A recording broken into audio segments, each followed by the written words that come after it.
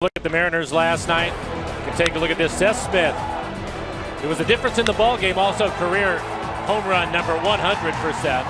And as we were just talking about, that was the only hit the Mariners had. And because of Felix Hernandez, it was able to hold up and some pretty special defense. Take a look at Martin with 2 outs in the top of the 9th inning. A runner on second. Again, the Mariners up 1-0. Slams into the wall. Saves the game for the Mariners and gives Felix the win. And Seth Smith's reaction, fantastic. Right out of Little League. That celebration look from Seth Smith coming over from right field. You look at the all-time wins for the Mariners in franchise history. Last night was their 4th. In fact, we saw one back in 2013 in Houston against the Astros, but they do not come very often as the Mariners get a win last night with just 1 hit. Well, we saw some fantastic starting pitching last night by the Mariners. The timely hit. The Mariners really scattered their 1 hit last night, but some really good defense as well, Mike. Well, if you're going to win that type of ball game, you have to play some good defense. We showed the catch out in center field, but even during the course of the game, 1 run means everything. Runner at second base. Adam Lynn, the first baseman, gets the ground ball over to Kyle Seager to tag out Perez, who was in scoring position. And then we saw the Royals, they were trying to run. They'll do that a lot again tonight. But Chris Iannetta on a tough pitch, able to make the throw to second base and cut down the runner. Who knows, maybe that had been a run for the Royals. So the defense last night came up big for the Mariners. Yeah, some timely plays last night for the Mariners, to say the least. A win tonight for the Mariners would mean their 5th straight series win. Well, a full house expected this evening here from Safeco Field. It is Boomstick Bobblehead Night. First 20,000 fans walking home with that Nelson Cruz collectible. We're back to downtown Seattle in just a moment.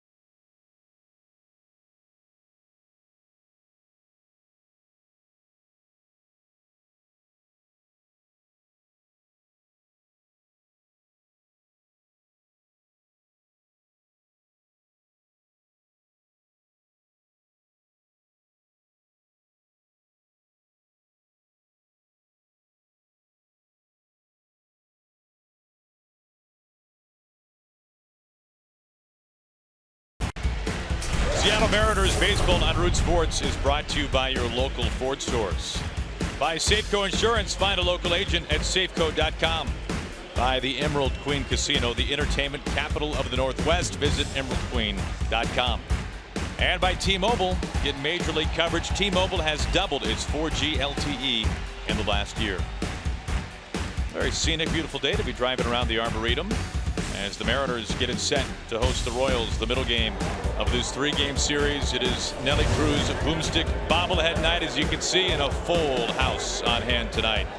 Over 40,000 expected here inside Safeco Field. We take a look now at the Lexus pitching matchup for tonight, and Wade Miley might try to build on his last start. Well, you're right. He's trying to get his second win as a Mariner pitched well in his last outing. I think the one thing for him tonight is he has to be ready to go at the start. Gave up 3 runs in the first inning in his last outing. Settled down after that. Look for his changeup. It's been his best pitch so far this year. 6 right-handed hitters in the lineup. He will use his changeup. Also has a slider, fastball right around 90 miles an hour. On the other hand, Yordano Ventura getting the start tonight for Kansas City. He throws really hard. He does, but not as hard as he used to. His fastball this year is 94 to 96. At times, he will touch 98 miles an hour. A very good curveball, changeup combination. He's been using that a lot more, so a different look to him. Off to a good start, 2-0 with an ERA of 2.35.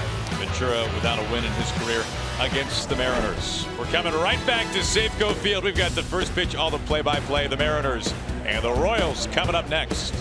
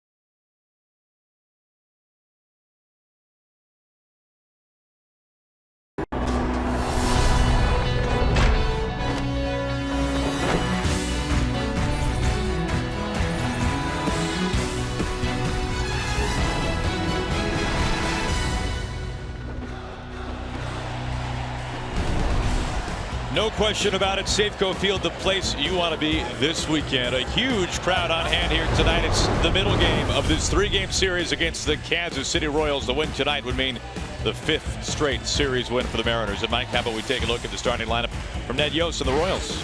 An aggressive hitting bunch starts with the shortstop Escobar. Mike Moustakas leads the club in home runs. He has 7 home runs. You take a look at Kendrys Morales against Miley. He is 3 for 6. Want to be careful with the switch hitter. Salvador Perez against Miley. You see the numbers, 5 for 6 with a home run and 3 RBIs, hitting 7th in the Royals lineup. And for Wade Miley, look at his numbers this year. It'll be his 5th start, ERA just over 7. Looking for his 2nd win in 23 innings. He has 19 strikeouts, 6 walks. Opponents hitting .344. He's given up 4 home runs this year. And look at the defense for the Mariners. Showed you the highlights last night. Martin in center field, a game-saving catch up against the fence. Seth Smith will get the start in right field. Cruz the DH. Adam Lind also a big play in last night's game. He is back at first base. And Chris Iannetta will do the catching tonight. Defense brought to you by American Family Insurance.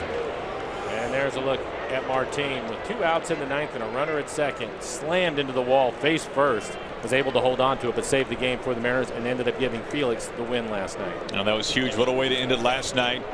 Securing a Mariners win as now Miley takes the mound tonight. And a first pitch strike to Escobar. And Escobar, a guy you want to keep off the bases. 6 steals, 3rd most in the league so far this year. Miley in his last outing was better. Against the Angels, 7 1/3, 6 hits. He gave up 4 earned runs, again 3 of them in the first inning. A couple of walks, 3 strikeouts.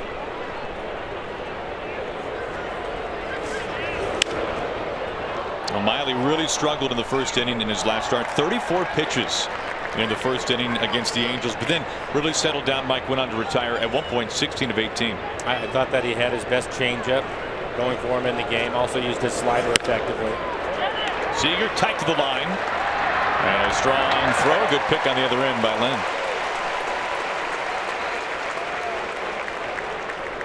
And we'll take a look at the line for him against the Angels.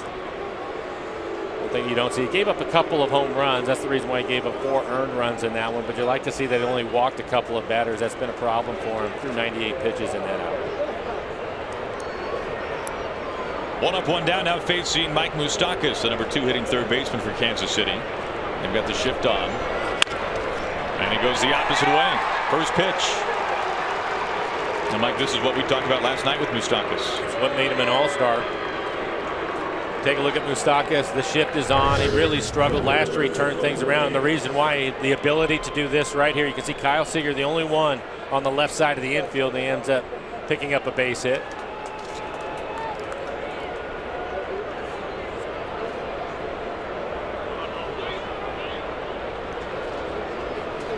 One out, 1 on for Lorenzo Cain.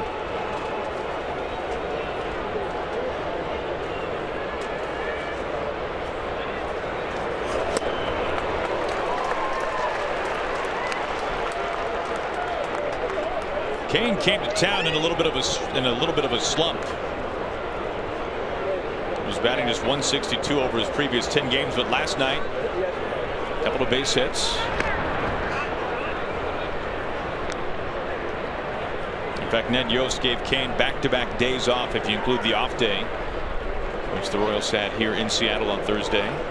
Ned Yost, the all-time winningest manager in Royals history.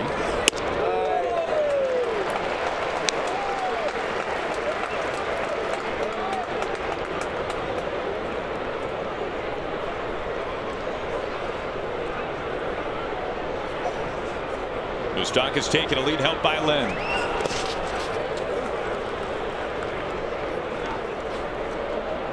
For Miley, his fastball about 90 miles an hour. He likes his slider and changeup. He'll throw an occasional curveball.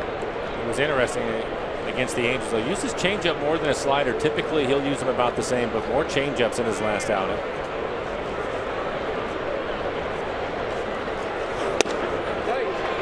Now, plenty of right-handers in this lineup tonight for Kansas City. Use that changeup on. Close pitch there to make it 2-2. Miley tonight making his 5th career start against Kansas City. Got him swinging, reaching out across the plate.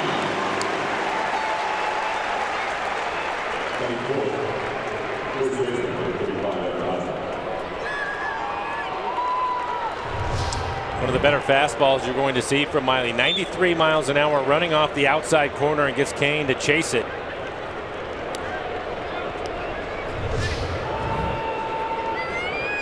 Two outs, Moustakas at first, now facing Eric Hosmer, riding a career best 18-game hitting streak. That's the longest streak in the majors this year so far. We heard Scott Service say earlier today about Miley that he really felt like he changed speeds better in his last start, and also thought that he maybe took just a little bit off the gas pedal in terms of velocity against the Angels, and maybe that helped with some command. Yeah, tried to sink it a little bit more and keep him on the ground.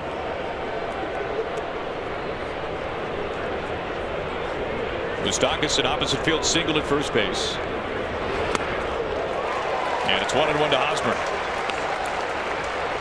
They tied him up there. You can see Hosmer, a left-handed hitter, much better this year against righties. The Royals just haven't faced many lefties. Just the third lefty starter the Kansas City has seen this year. He can't get there. Seager. Good throw. Hosmer retired. Moustakas left stranded. 1/2 inning in the books. We go on to the bottom of the first inning. Mariners coming up.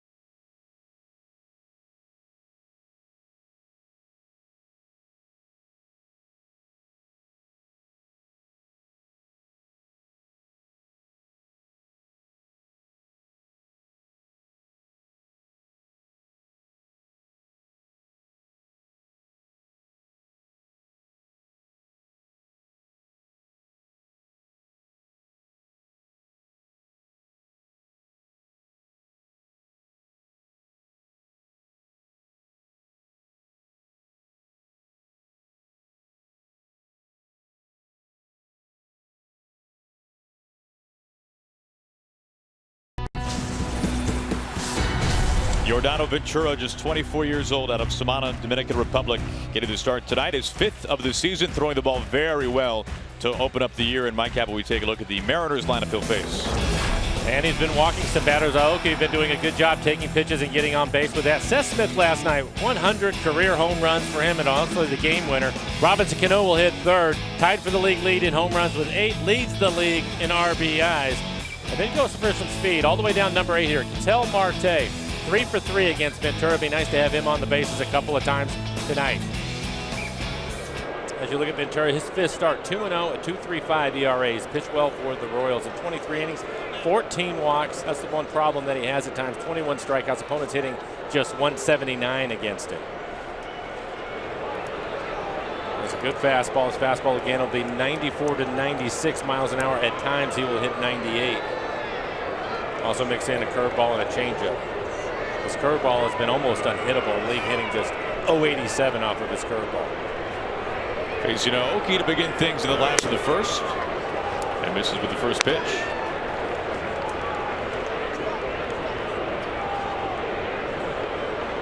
Aoki 2 more walks last night in game 1 of the series. As he clubs this into right field, but easily playable for Paulo Orlando getting the start tonight for Kansas City.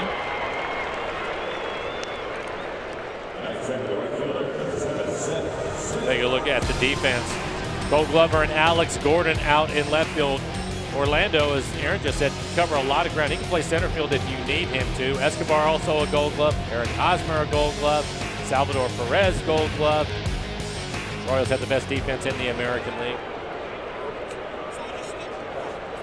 And Salvador Perez and Bill Welke, the crew chief, an Oakland umpire, having a conversation.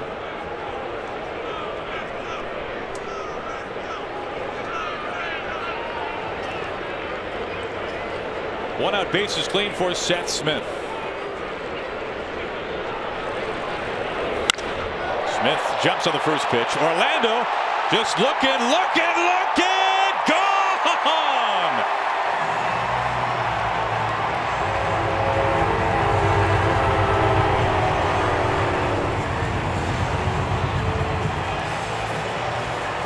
For Seth Smith, that is his 4th home run on the season. At back-to-back games with the home run.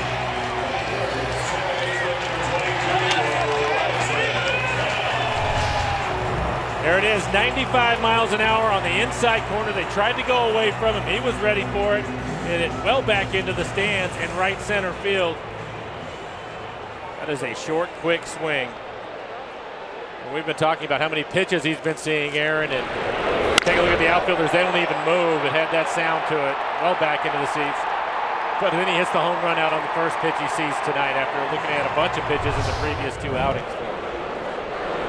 Well, so far this series, it is Seth Smith 2 and the Royals nothing. He has homered in back-to-back at-bats. He drew a walk in his final plate appearance last night of the 8th inning.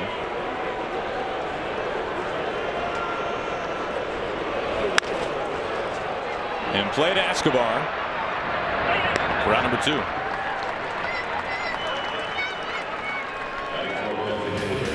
We take a look at the milestones that we saw in last night's game. Seth Smith, as Mike mentioned, his 100th career home run, having a nice year batting just beneath 290. And also the King, Felix Hernandez, career win number 145, tying Jamie Moyer, Mariners Hall of Famer, for the most in franchise history.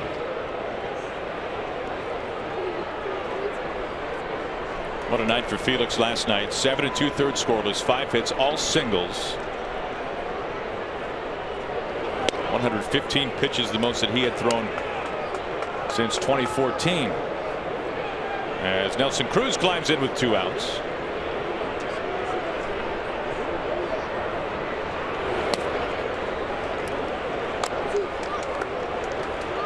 Now Ventura had given up just 1 home run this year over his first 4 starts. He is a fly ball pitcher, especially this year, even more so than his track record.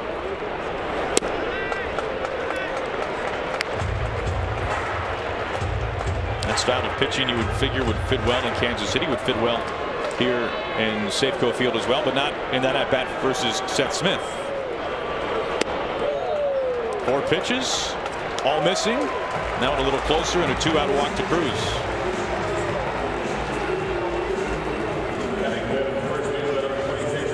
That walk extends the bottom of the first. It brings in Adam Lynn. This is an interesting matchup for me. Adam Lynn has been swinging the bat much better lately. In fact, hit his first home run as a Mariner on Wednesday night. And he likes to hit the fastball, and Ventura has a good one, so these two are going to go after it tonight.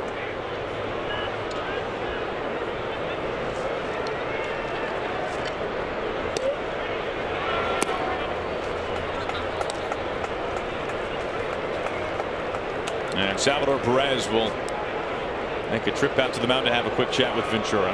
Very quick.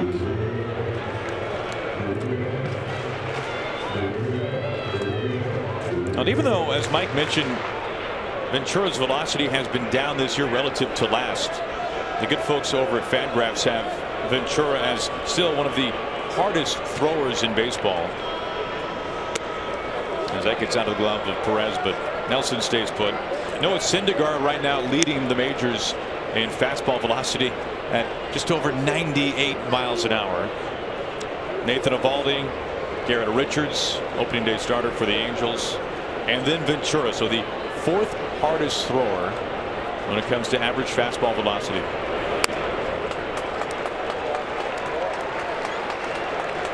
We'll take a look at what he likes to do when he's behind in the count. A lot of fastballs. See what he does even. Still the same. He likes his fastball, and why wouldn't you? He averages 95 miles an hour. When he's ahead in the count, that's when you'll see his curveball changeup. Those off-speed pitches so tough. Gets a strike there, 3-1. It must be nice, Aaron, to say his velocity is down and he's averaging 95. And there's only 4 guys throwing harder than him in the entire game, let alone the league. Kyle Seager getting ready on deck if Lynn can reach. And he does. Back-to-back 2-out walks.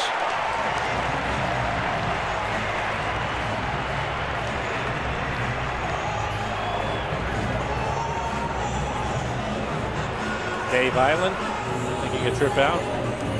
Early visit.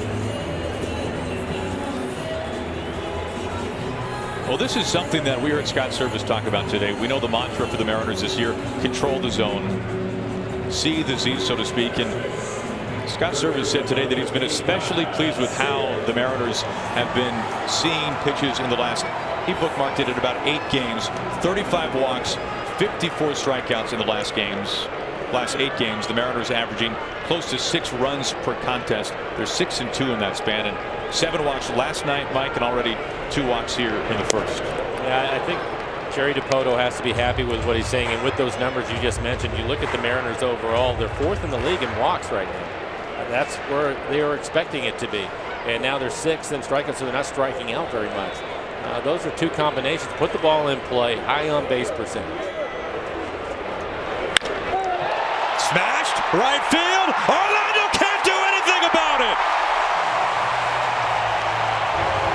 Seager a 2-out, 3-run tracer out to right field, and the Mariners open it up early. A couple of home runs, and they lead it now 4-0 early on top of Kansas City.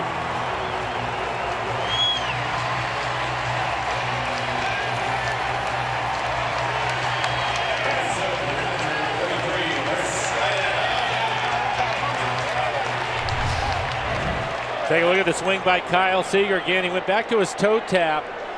He had the high leg kick. That wasn't working for him. Toe tap he used a few years ago, and he started to crawl out of it. His 5th home run on the year. And the thing that you have to like is early in the count, hunting the fastball.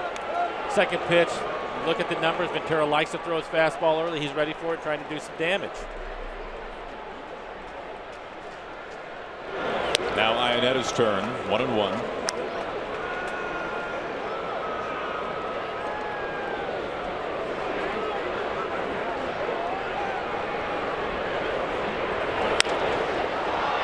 It's a high towering pop-up, foul territory. Moustakas out number 3. Couple of 2-out walks, extending the inning for the Mariners. All-star third baseman who goes deep now for the 5th time of the season. We're through 1 inning, and the Mariners a nice 4-0 lead.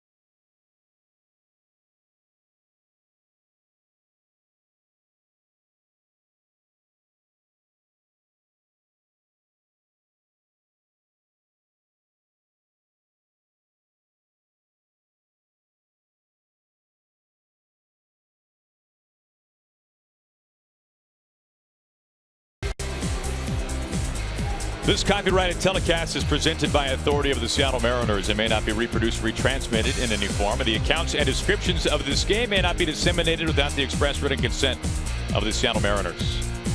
Beautiful day to avoid the viaduct. Go southbound on Lake Washington Boulevard.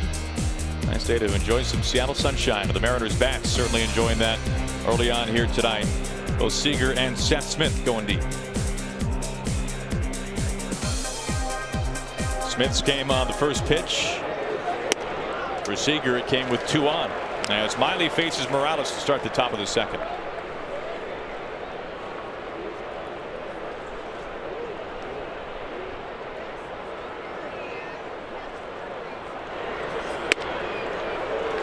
Morales seeing the ball very well, batting right-handed this year. A switch hitter, of course.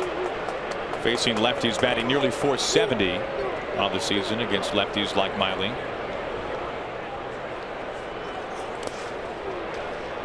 One ball and 2 strikes.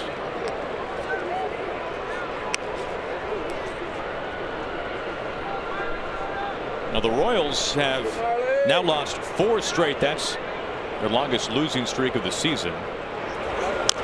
They're in the hole early here tonight. Mariners leading 4-0. A loss tonight for Kansas City would match their longest losing streak of last season. And a puzzling start to the year for the Royals. They opened up the year winning 8 of their first 10. They have gone on to go just 4-8. It's interesting to look at them offensively. They are 4th in batting average as a team, but 13th in runs scored. They don't hit a lot of home runs. They're 11th in home runs, but they're 2nd in stolen bases. So looks like they're putting themselves in position. They've not scored a lot of runs. Of course, they're struggling hitting with runners in scoring position, hitting just .201, and it also included last night when they were 0 for 11. Felix held them to an 0 for 8 last night, runners in scoring position. So that was a tough night for them. You're right about the runs. Only the Yankees and the Rays have scored fewer runs in the American League than the Royals. To the gap, right center, hanging up, and it drops in there in front of Smith. Morales with the second hit tonight for Kansas City, both singles. Sunday, May 15th is Second Chance Mother's Day here at Safeco Field, and if anyone deserves celebrating twice, it's Mom. Thanks to EQC, the first 10,000 moms will take home a stylish Mariners tote bag. Pick up tickets for the entire family at mariners.com.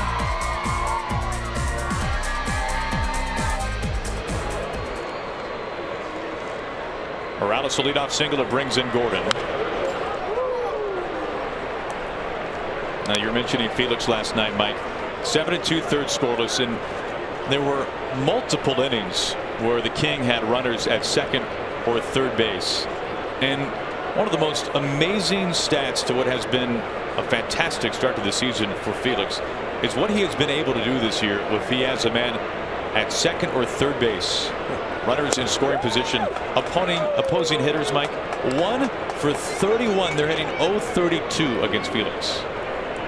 And that's the reason why he has the great ERA now. You look at his month of April, it's one of the best months he's had ERA wise. It just has not given in. It's something we talk about all the time. Martin doesn't have to move much for round number 1. Now he has been one of the best in history when it comes to pitching early in the season.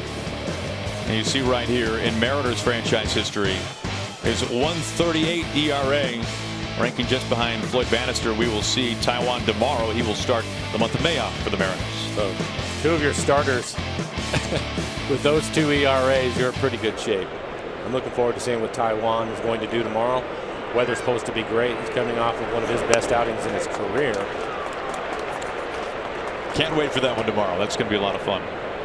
And you can see the numbers against Miley for Perez. 5 for 6 with a home run. He's one of the ones that I circled in the lineup for the Royals. He's going to have to be careful with him. Marte scampering to his right. Goes out to second. On to first.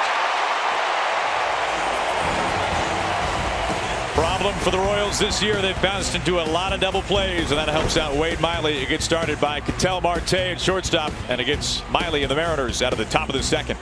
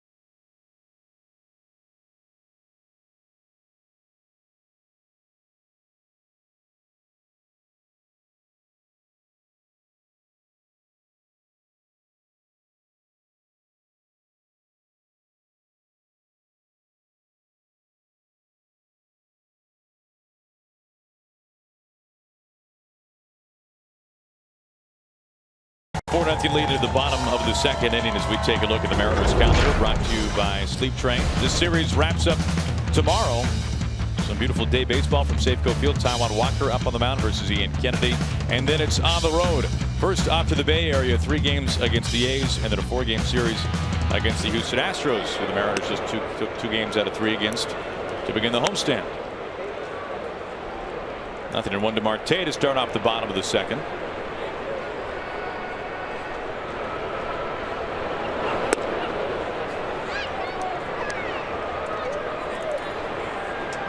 And take a look.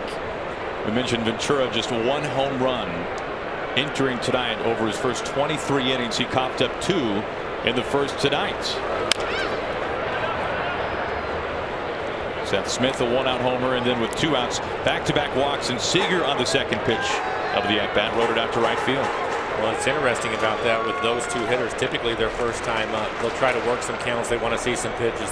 But I think because of the scouting report, the Mariners were very aggressive on his fastball in the first inning, and I think that's a pretty good plan. His best pitch is his curveball, and you will see that about 36% of the time when he has 2 strikes. Talking about the league hitting just 087 off his curveball, so you don't want to wait for that. Ventura makes the play for round number 1. Now we'll take a look at the Big Fish Casino big catch. We will go back to last night in the 9th inning. This was spectacular.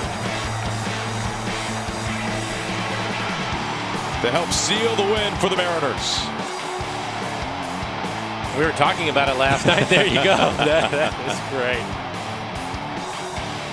I'm going to guess Felix. What do you think?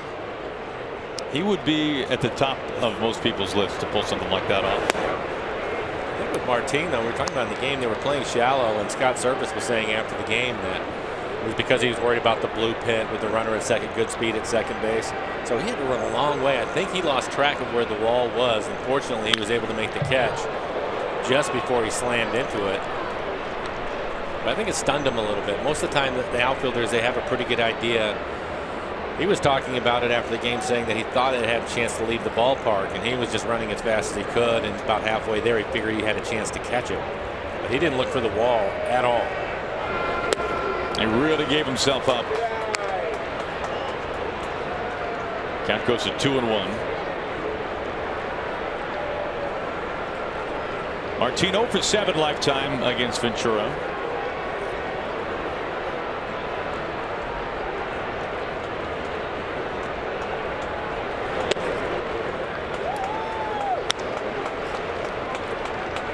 Talking about his curveball and being his best off-speed pitch. He also has a changeup that you can see when he's behind. He never uses it. He tries to get back into the count with his fastball. You can erase the curveball when you're ahead of him. Elevated fastball right there at 92 miles an hour. Now we mentioned his velocity on his fastball. It is one of the hardest thrown curveballs in baseball. Only Carlos Carrasco, who the Mariners saw on the last road trip of the Indians, throws his curveball with more velocity, and it's by just a fraction of a mile per hour. This curveball will be around 83 miles an hour. Pretty good fastball right there at 95.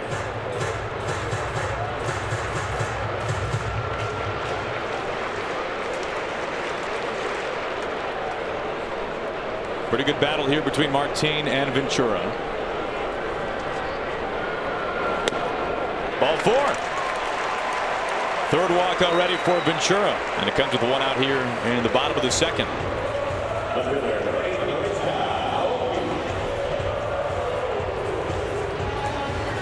1 out, 1 on for Aoki.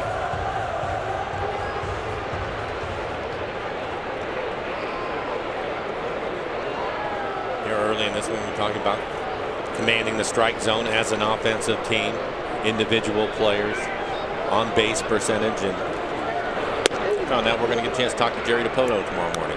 Looking forward to that, Mike. Yeah, me too. I think he has to be happy with where the club is at right now. That'll be on Mariners Magazine. You can see Jerry there.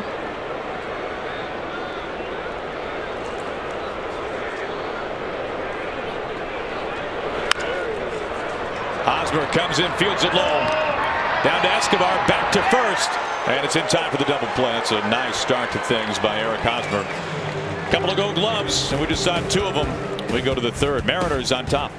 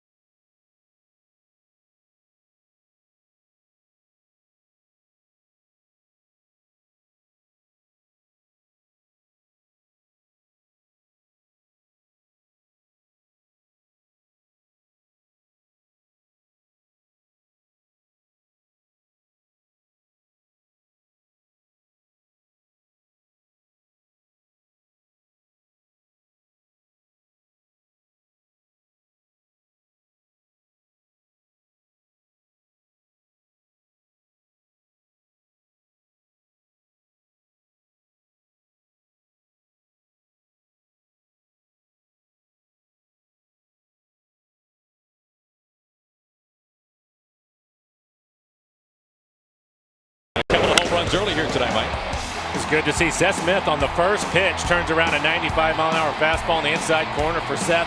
His 4th home run and has homered in back-to-back games. And then Kyle Seager, a 3-run home run. That's on the second pitch. Again, 95 miles an hour for Kyle, his 5th home run on the year. Now 4 early runs for the Mariners, and by and large this season 4 runs has been the magic number as Infante goes after the first pitch and fouls it away. Mariners on the year 8-1 when they score at least 4 runs. Their first loss when getting that many runs across home plate came Wednesday, and they lost 7-4 in the finale to the Astros. I think as you look at the way things have gone so far in this game, the Mariners jumping out with the 4 runs. Aaron, I'll be curious to see Wade Miley. So far he's done a nice job here in the first couple of innings, especially keeping the ball on the ground, which you'd like to see. Had a double play to get him out of the second inning. But he seems to me as if he's aggressive by nature. Even with his fastball 90 to 92, he likes to pitch inside. He likes to throw his fastball. Great changeup right there. But he has a lead now, and I think hopefully that'll free him up and let him get deep into this ball game because of it. And his last start worked into the 8th inning. We showed the numbers for Felix in the month of April, Taijuan Walker, who will get the start tomorrow. The bullpen has been fantastic. So the Mariners are 2nd in the American League in ERA. They've really pitched well.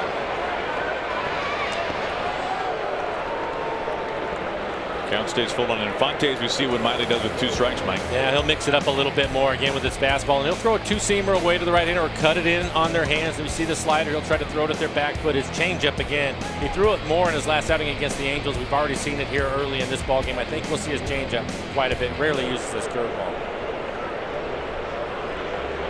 The 3-2 on a line into left field and a base hit for Infante to start off the top of the 3rd. Making a hot turn towards second, puts on the brakes.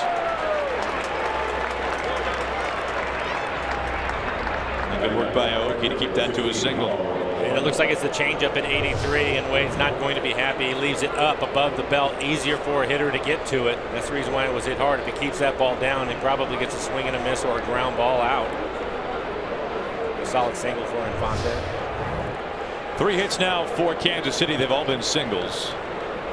They've had the leadoff man reach now in consecutive innings, and it brings in Paulo Orlando, who enters tonight with less than 30 at-bats on his resume this season. Not an everyday player for Ned Yost. but he is another one of the many players that Kansas City has that you'd like to keep off the bases. Plus speed for Orlando. Orlando from Brazil. He was seriously a track star in Brazil before coming to the States.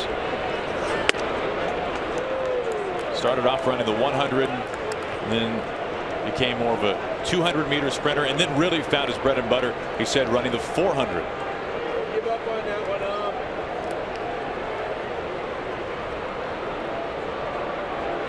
Mike Dursley, third base coach for Kansas City.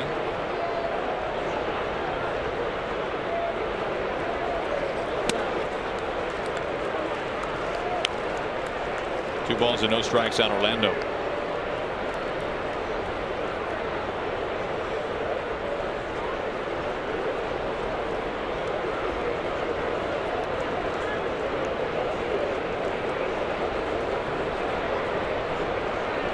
Infante at first base. You would think for Orlando, growing up in Brazil, that he'd be a big-time soccer player. He never really liked soccer.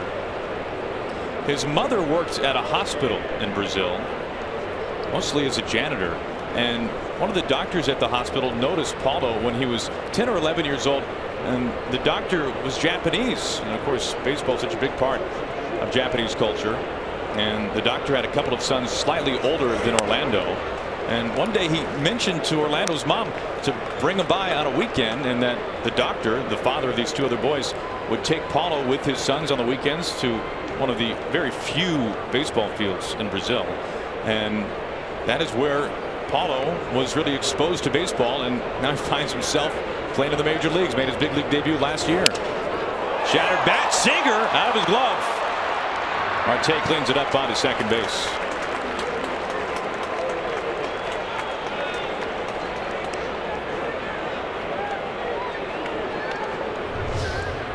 Take a look at it. I wonder if Kyle was a little bit distracted by the broken bat flying out towards him. He was going to make the catch in the air. It was right off the heel of his glove, and then he kicks it. Fortunately, he kicks it right to Marte, so they can still get the force out. So a 5-6-4 force out. Fielder's choice.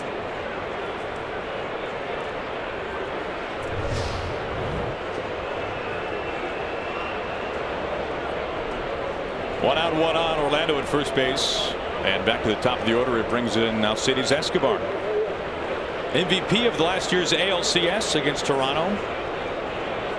And that series, Escobar 11 hits in 23 at bats.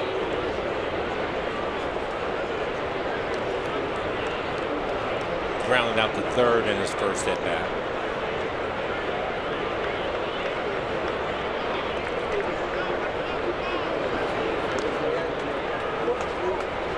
Keeping an eye on Orlando. One steal and as many tries this year. As we mentioned, not a ton of playing time for Orlando.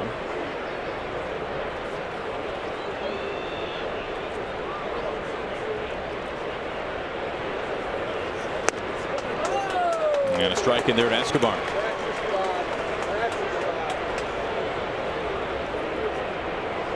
Of all the hitters in the lineup tonight for Ned Yost, Escobar has the most at-bats against Miley with 11. Just 2 hits in those 11 at-bats against Wade Miley. High chopper, Marte racing on to second base, and Orlando's safe.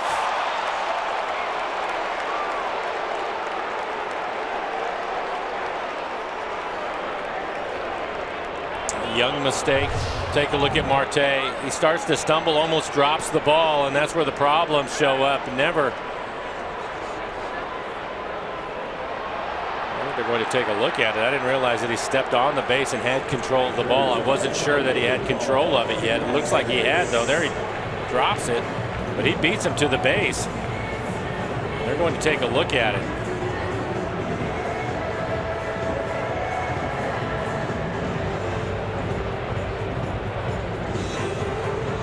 Seems pretty clear, doesn't it? Yeah, I think so. I think that'll get changed. He clearly beat him, and he has control of the baseball. Again, you'll see it drop onto the ground.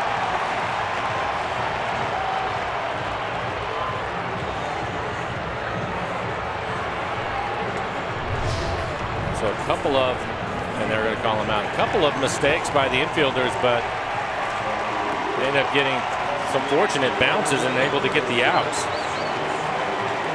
First the ball off of Seager's glove, and now that one was dropped by Marte.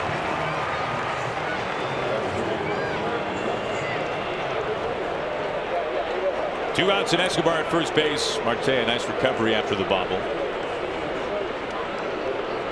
Here comes Mike Moustakas, an opposite field single in his first at bat.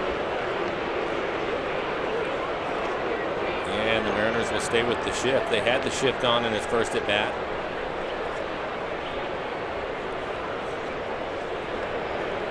And we have seen the Mariners defensively adjust the shifts to the same hitter over the course of a game based on previous at bats, but not this time. Just a little bit. They've moved Marte more towards the middle as opposed to all the way over on the shift. You can see Marte was over probably a couple of steps to the right in his first at bat.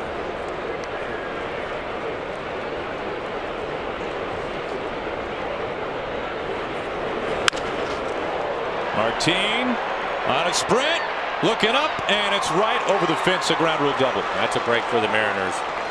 Escobar would have scored if that ball stayed in the ballpark. So a ground rule double keeps him at third.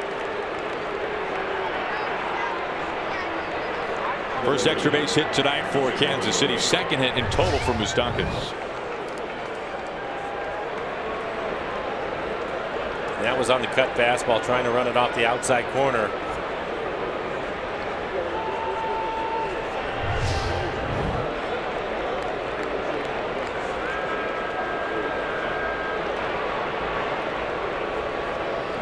Two outs and two on, both runners in scoring position as Kane looks at ball one. Kane ended up striking out in his first at bat, chased a fastball away off the plate.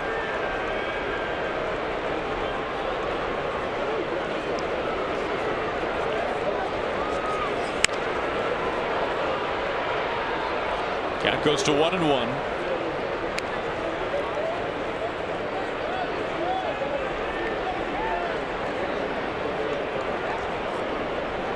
Five hits and 18 at bats with runners in scoring position for Kane this year. This has been a problem for the Royals. Miley trying to keep it that way here in the third with two outs. 2-1.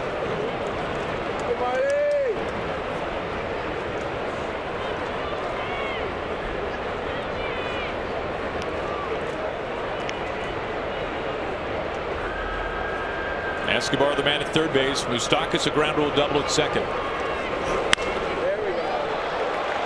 Oki charging in, but it'll be Marte on the pop-up for round number 3.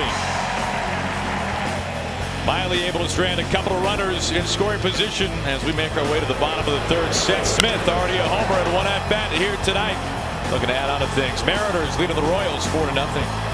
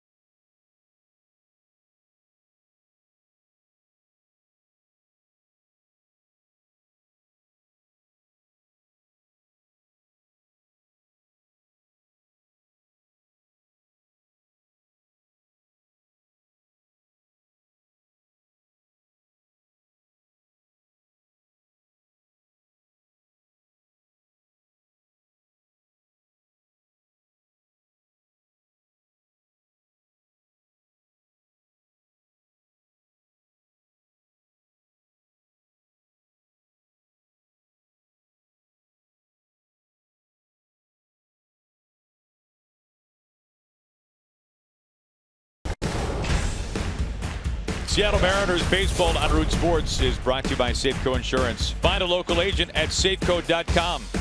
Buy steel. To find your local steel dealer, visit steeldealer.com. By Frontier Communications, providers of next generation Fios TV and internet.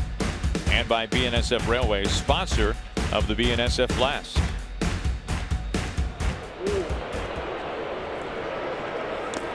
First pitch missing low to Seth Smith.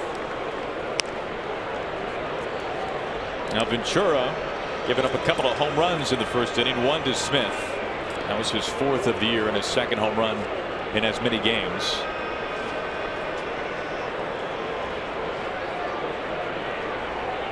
Ventura tonight making his 5th career start against the Mariners. The Mariners came into the game 2nd in the American League in home runs, 2 behind the Baltimore Orioles. Anytime you can be that close to the Orioles, the way they're swinging the bat in the month of April, that's pretty impressive. Well, if you're thinking they tied him for the lead, you're going to be wrong, because the Orioles hit 2 more home runs today. So they're in the same spot. Two home runs behind Baltimore. To further prove the point.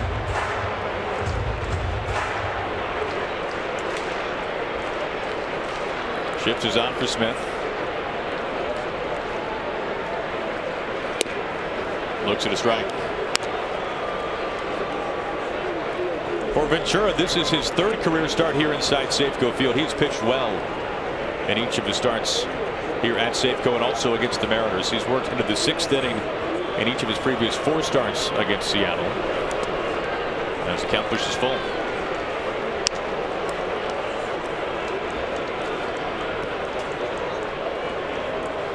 In fact, entering tonight's start, Ventura had never allowed more than 3 runs facing the Mariners, as he gave up 4 in the first, and will face Cano after the at-bat is over with Seth Smith.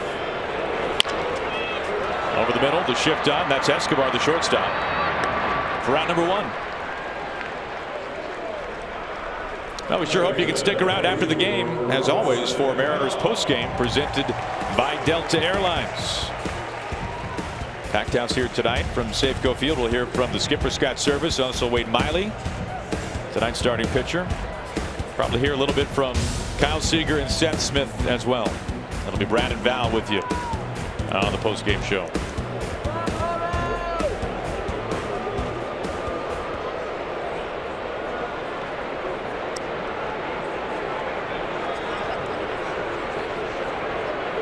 Now Cano calling for time.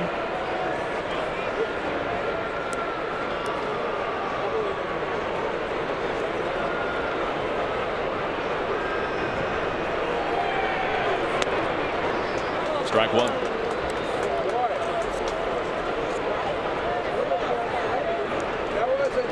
Well, speaking of home runs for Cano, 8 this year. 7 of them have come against right-handers like Ventura.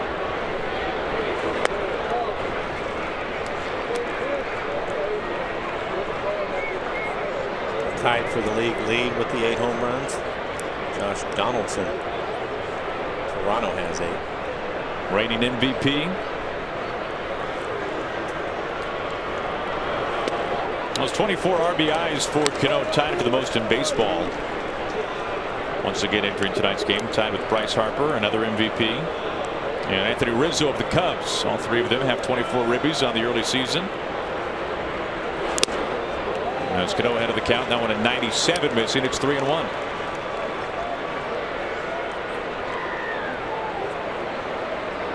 Nelson Cruz on boomstick bobblehead night on deck. Walk and a run scored in the first inning.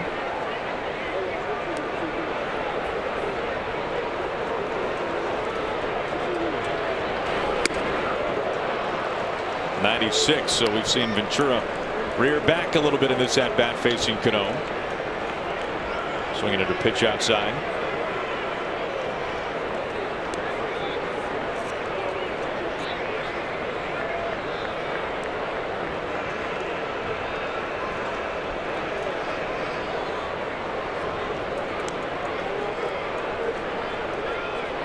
Robbie all ready to go. And Ventura's 3-2. Got him swinging. Out number 2. And the first strikeout tonight for Ventura. Take a look at our CenturyLink What's Next. Taijuan Walker off to a tremendous start, a 1.44 ERA in his first 4 starts. In the month of April will open up the month of May for us, as he'll be opposed by Ian Kennedy. We saw him in recent years with San Diego. Kennedy pitching very well right now for Kansas City. What is interesting with Taijuan Walker is, for a power pitcher, and in his last outing he topped out at 98 miles an hour, was consistently over 95. 25 strikeouts. Oh, that hit Cruz right on the elbow. Fortunately he had that pad on, but he's not happy about it.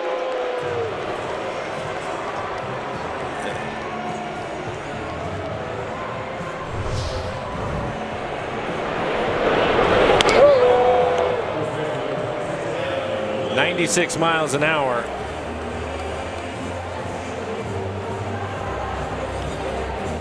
It looks like he's fine. But for Taijuan Walker, 25 strikeouts, only 3 walks. Talk about commanding the zone. A nice way to open up the homestand and end the homestand with Taijuan. 2 outs, Cruz at first base. It brings in Adam Lynn.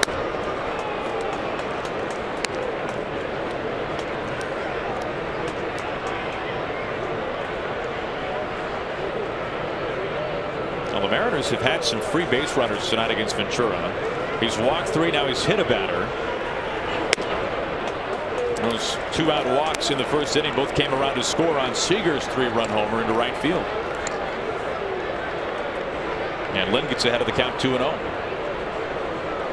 One of the things I'm sure that Mariner hitters, especially the left-hand hitters, have taken note of in this inning is Ventura. 3-2 to Seth Smith, 3-2 to Robinson Cano. Gets them both out with the changeup and didn't challenge him with a fastball. Came back with the changeup, his best pitch. Gloved into right field, but Orlando has some space. For out number 3, Cruz, who was hit by the pitch, is left stranded at first, and we're through 3 innings as we make our way out of the 4th. Great view from up top. It's a full house here from inside Safeco Field. Mariners have an early 4-0 lead.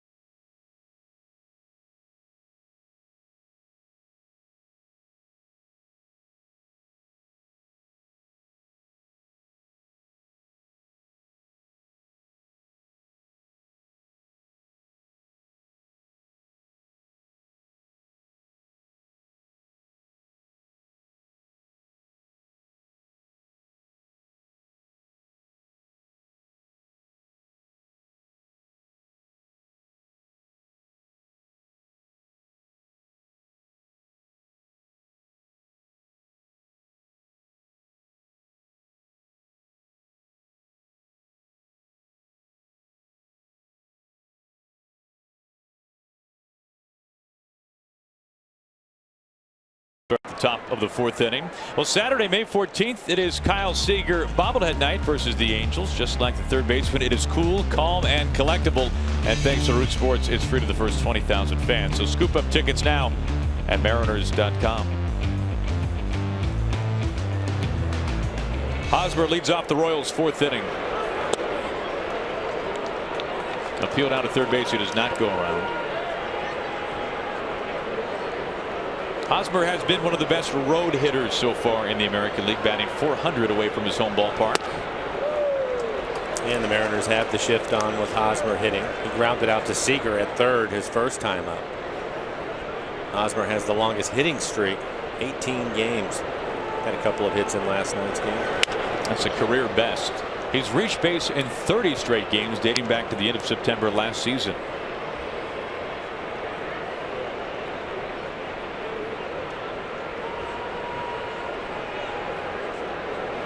2.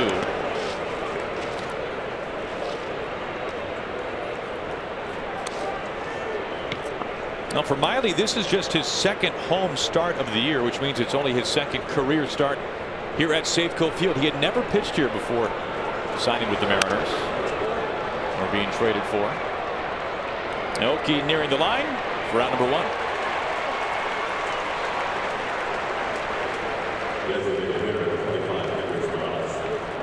One up, one down. It brings in Morales, who dropped a single into right field back in the second. So for Miley, that means there's only one ballpark left in baseball that he has not pitched inside of. That's beautiful Target Field in downtown Minneapolis. So maybe when the Mariners travel to Minnesota over the summer, it'll be his turn in the rotation. First pitch strike to Kendrys.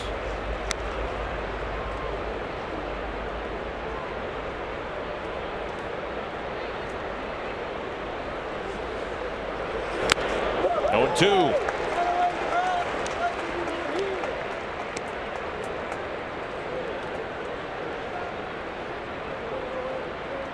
Now the Royals out hitting the Mariners, but Mariners leading 4-0 as 3 pitches, all strikes, and it blows past Morales for round number 2.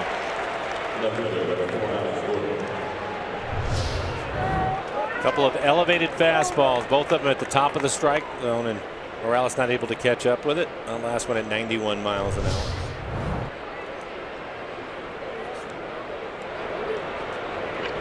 Two up, two down. Here is Alex Gordon, the all-star left fielder for the Royals. Second overall pick back in 2005.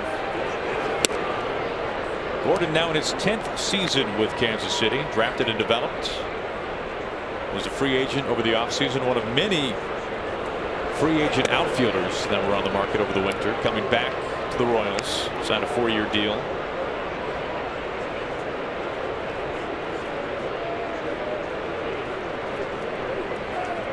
Two outs, nobody on. Miley behind in the count. 2-1. Take a look at the changeup usage for Miley, and you can see when he's behind in the count, that's when he really likes to throw, try to get back and even things up. And why not? It's been a good pitch for him this year. 2-2. And a couple of cutters right there.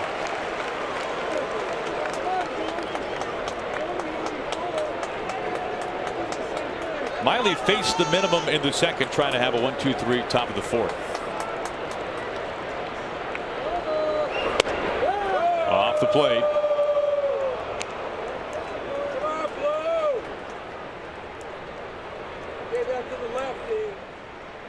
Miley, 29 years old, from Hammond, Louisiana. His 3-2 check swing. He goes around.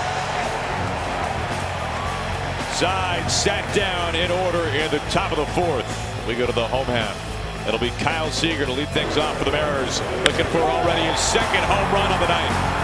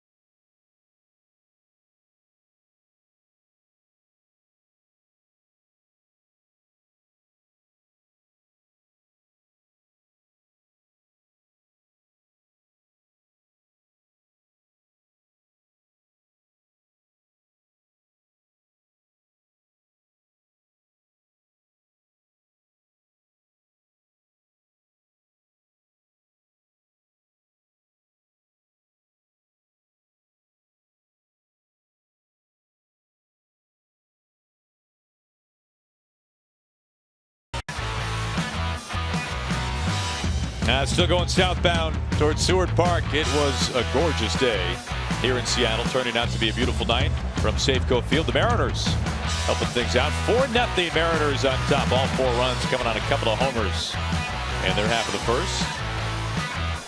And one of the home run hitters, Kyle Seager, a 3-run blast will lead things off in the bottom of the 4th inning, facing Ventura.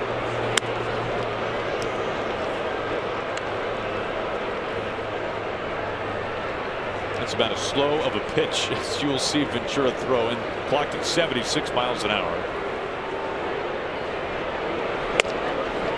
And Aaron, in the last half inning, you mentioned that the Royals are out hitting the Mariners 4 hits to 2. Last night they out hit them 6-1. So you're saying that's a pretty good program to be on?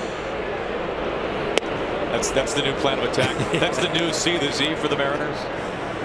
Let them out hit you. Just keep hitting yours in the seats and you'll be okay.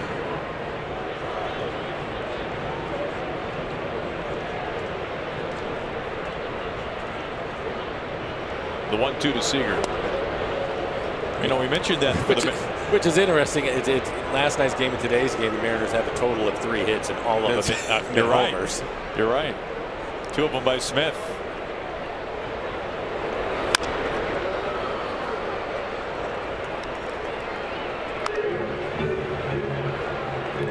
See Ventura going with his changeup right there, and he has a good changeup with 2 strikes. A little bit tougher if you're a hitter to figure out what he's going to do. See his fastball at 41%, but he'll use his curveball and his changeup. The 2-2.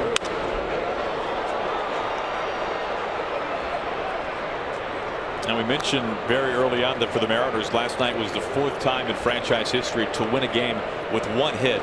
For the Royals, it was the 4th time in their history that they had lost a game in similar fashion, when allowing just 1 hit as the count pushes full. Yeah, pretty good job by Kyle to lay off that curveball just below the strike zone. You can see this will be the 8th pitch of the at-bat. Ventura so far 56 pitches, 28 strikes. Well outside. Another walk from Ventura. That's his 4th. He's also hit a man. Follow Mariners baseball live with MLB.com at app. Stay up to the moment with game day live game video highlights, StatCast, news, and more. Download MLB.com at the #1 app for live baseball on your phone or tablet. 4 walks now for Ventura. Now looking at Chris Iannetta.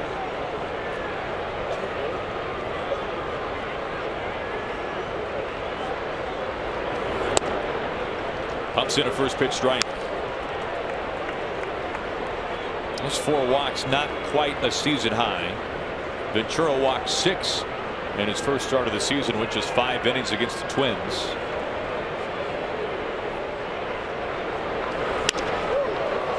Orlando comes charging in, has to play it on a hop. Seager scampers into second base, and Iannetta is aboard with his first hit tonight. 2 on, nobody out.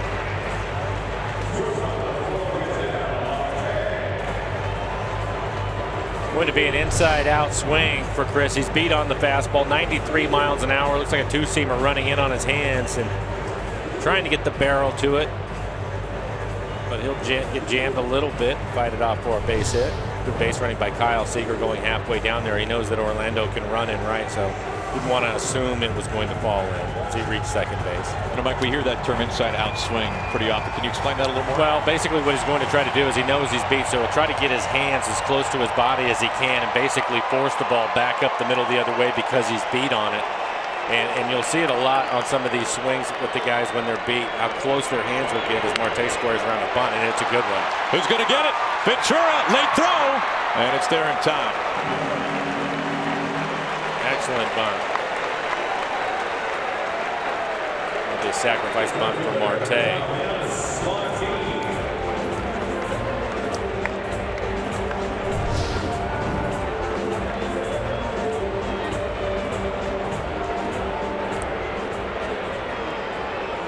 Sacrifice situations, I like what he did. Just put the ball in play.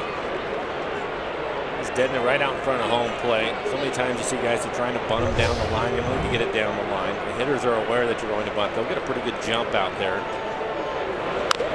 Infield in for Kansas City.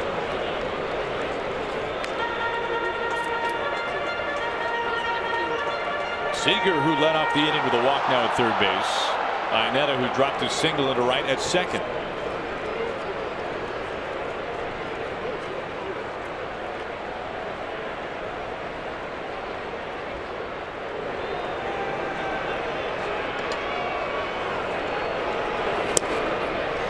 Now the Mariners have had traffic on the base paths every inning so far tonight. 4 walks and a hit batter. And the Mariners 1 for 1 runners in scoring position tonight. That was the home run by Kyle Seager. Ground ball snared by Infante, throws home, safe. Seager beats it, and the Mariners grab their 5th run. It'll be a fielder's choice RBI for Martin. Kyle scores his 2nd run of the game. And this is going to be the contact play. You'll see it a lot. Runners on 2nd and 3rd with 1 out. As soon as the ball is hit, Kyle takes off. Unfortunately, because Infante had the range to his left, Kyle able to get in there, had a really good jump at 3rd base. So Scott Service being aggressive. And why not? If he gets thrown out at the plate, you still have a runner that moves up to 3rd and takes his spot. But by being aggressive, they pick up another run. Watch Kyle take off right away. Good read, good jump at 3rd, able to get his foot right under the shin guard of Perez. Aoki lays off the first pitch.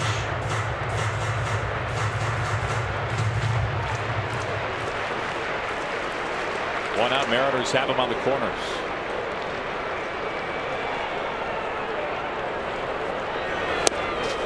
Inside, 2-0. Now the Mariners a chance for their 2nd inning with a crooked number. 4 runs in the 1st. Already a run in here in the 4th.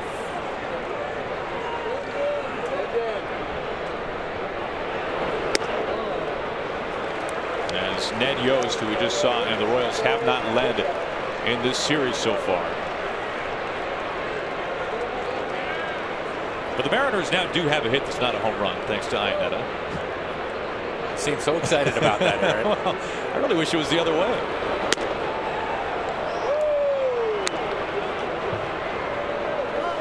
Three balls and 1 strike to Aoki.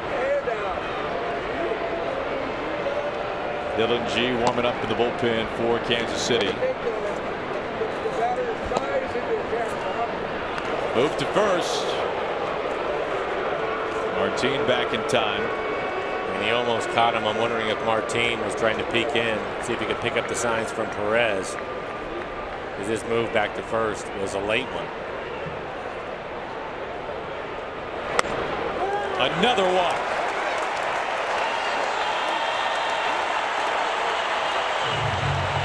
And for the 2nd time, we see Dave Island, the pitching coach for Kansas City.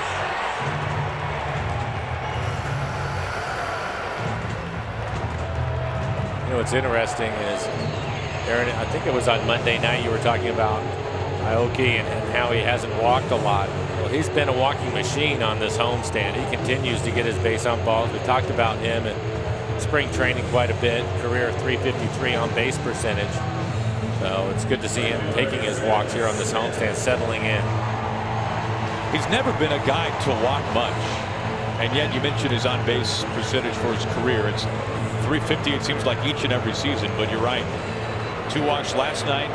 That was the 3rd time in the last 4 games with multiple walks for Aoki. He drew 1 over the first 15 games. Good to see for the Mariners tonight. 5 walks and a hit batter. 3 of the walks have scored so far for him. So taking advantage of Ventura and his struggles. Smith on the first pitch.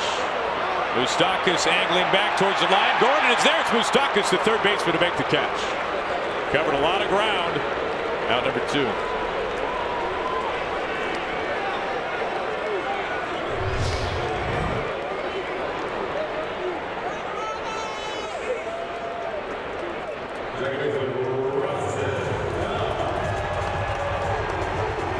talked about the defense from the Royals, the best defensive team in the American League, and good communication on that play.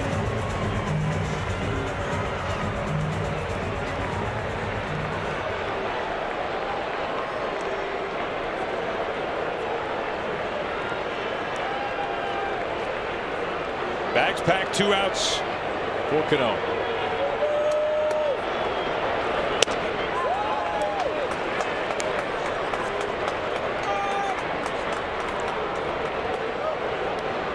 And we saw Robbie's 10th career grand slam earlier in this homestand.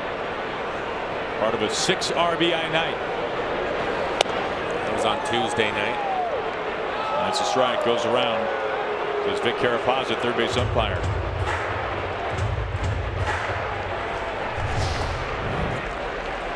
Mile-an-hour fastball off the outside corner. Tried to check his swing.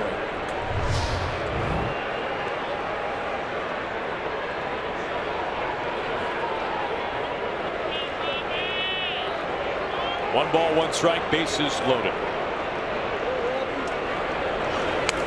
Inside, that'll move his feet. Yes, with the breaking ball. He was able to strike Cano out on a 3-2 changeup in his last at bat.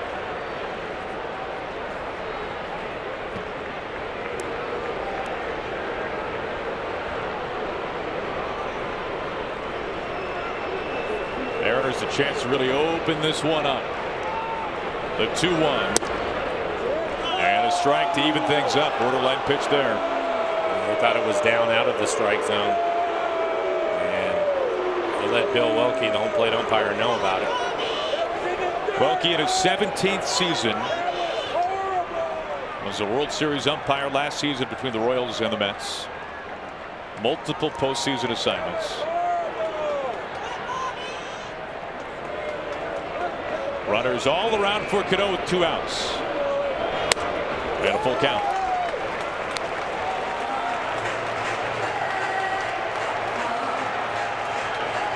The boomstick would be next. Ventura is 1 walk shy of tying a career high. He's got a 3-ball, 2-strike count to Cano.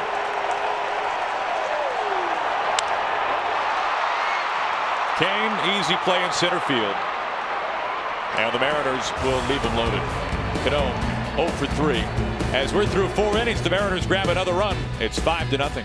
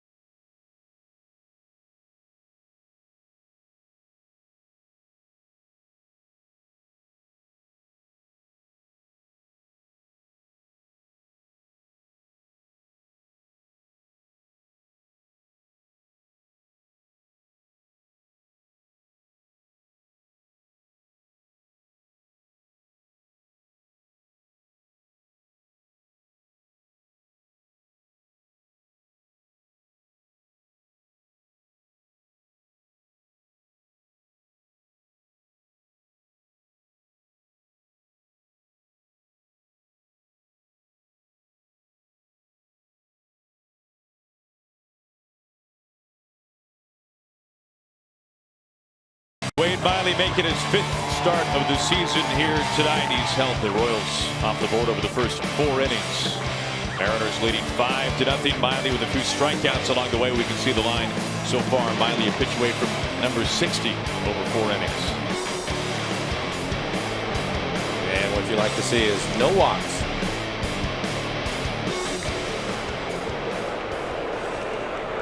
facing Salvador Perez. And he drops it at first pitch strike. With the early lead, you do not want to put them on. The Royals don't walk a lot as a team anyway. Typically they're aggressive, but down 5-0, they may try to be a little more patient, so it's good to see strike one. The opposite way towards Smith. In front of the warning track, and on 2 pitches, Miley gets out number 1 here in the top of the 5th inning.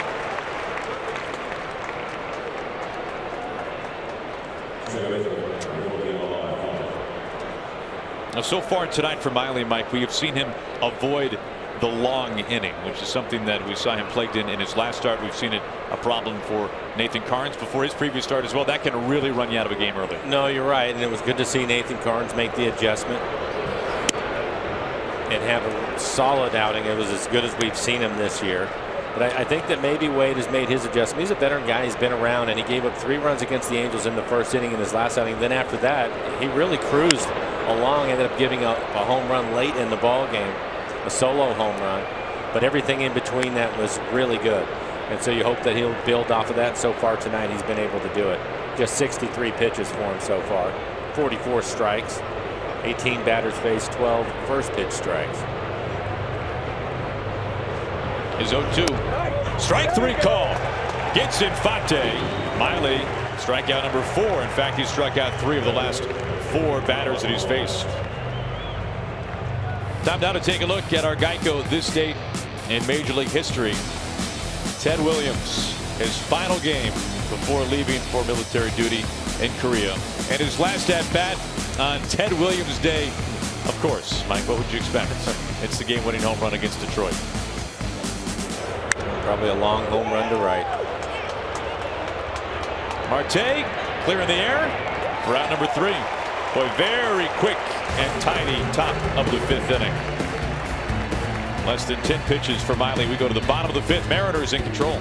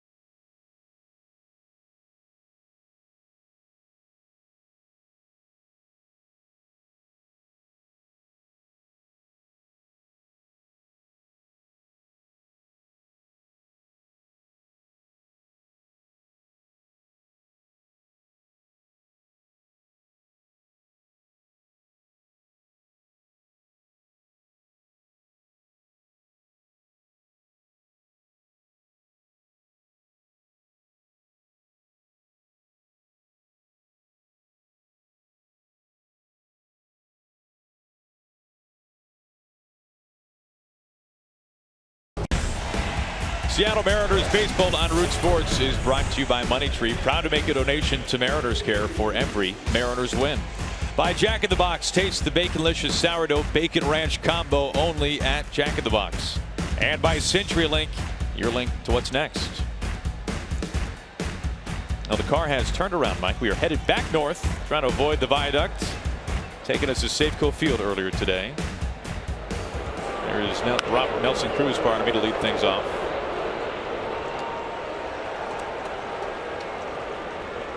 Nelson has been on base twice. He's walked, scored. He was hit right on that elbow pad his last time up. He's behind 0-2.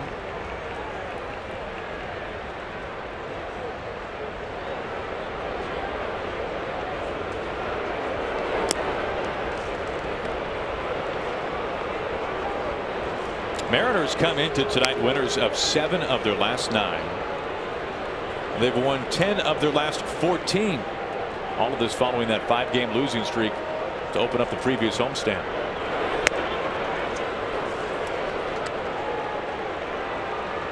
And a win tonight for the Mariners would mean their 5th straight series win. As a couple of boomstick bobbleheads there. Down back a curve, still 2-2.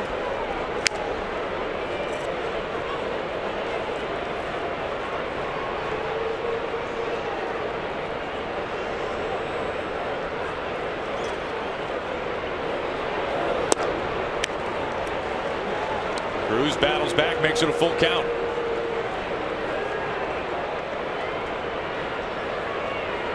And the 3-2. Walked him. 6 walks for Ventura. That now ties a career high. Every seat is a good one on Link Light Rail, so ride in from their newest stations on Capitol Hill or at the UW. Schedules available at soundtransit.org. Good look at the Capitol Hill station.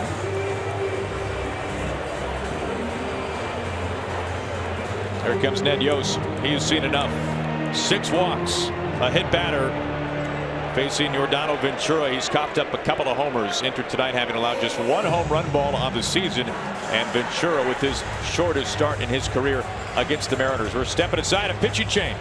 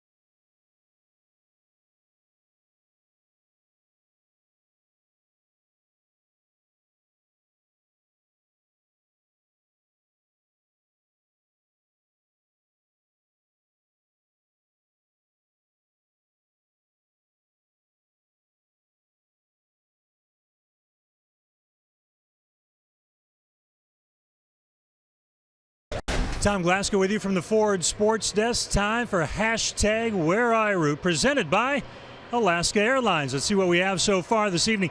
Travis Miller, Nelson Cruz boomstick bobblehead night for Owens' first Mariners game. Enjoy it, Owens. Have a terrific night. Lifetime memory there. Kelsey McGowan in section 339, all the way from Westport, Washington, making her way from the coast. And Johnny, apparently, look at that young fella's expression. What? I'm sitting next to a Royals fan? We got more. Hashtag Where I Root coming your way, presented by Alaska Airlines. Upstairs to the guys. Now, very nicely done there, Tom. Very nicely done. Dylan G, the new pitcher, pitching for the first time in exactly a week. He takes over Mike for Yordano Ventura. For Ventura, it was a rough outing. You see 4+, 3 hits, 5 runs, all of them earned, but 6 walks tonight. He had to throw 82 pitches, only 41 strikes.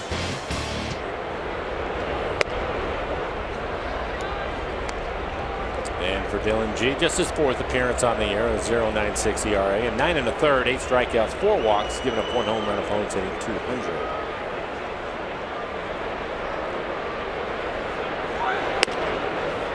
Lind ahead of the count, 2-1.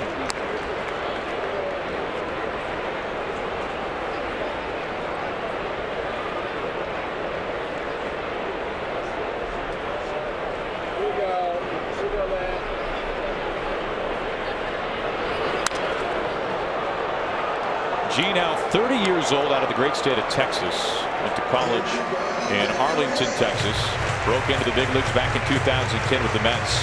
Long time in the National League. In fact, 6 seasons with the Metropolitans. This is his first time pitching in the American League. Ground ball to Escobar. Taylor made, able to step on the bag at second. And the twin killing wipes away that leadoff walk.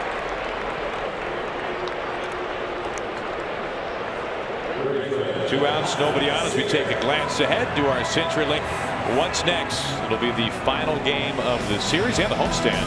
Taijuan Walker versus Ian Kennedy. Kennedy coming off a tough one, 5 runs, 6 innings in Anaheim.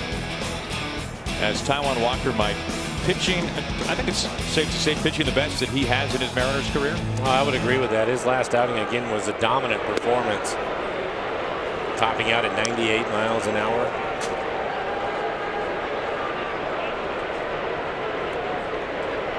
Two outs for Kyle Seager.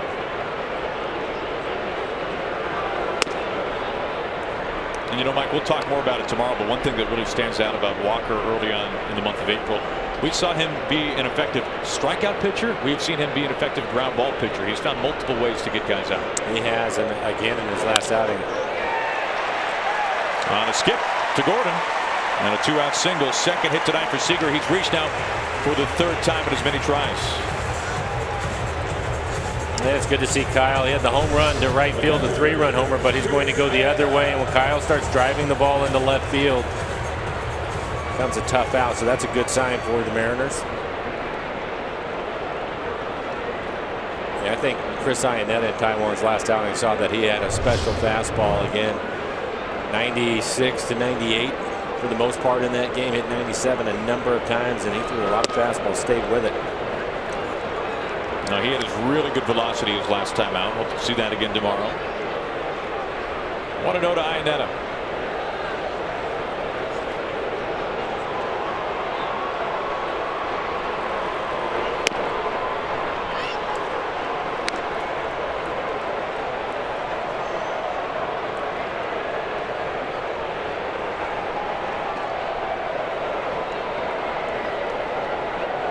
Here comes the 1-1.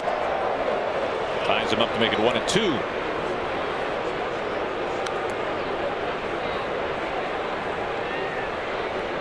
Yeah, it looked like Chris on the follow through of his swing ended up hitting Perez on the back of his hand, on the glove hand. So Bill Welke, the home plate umpire, buying a little bit of time for him.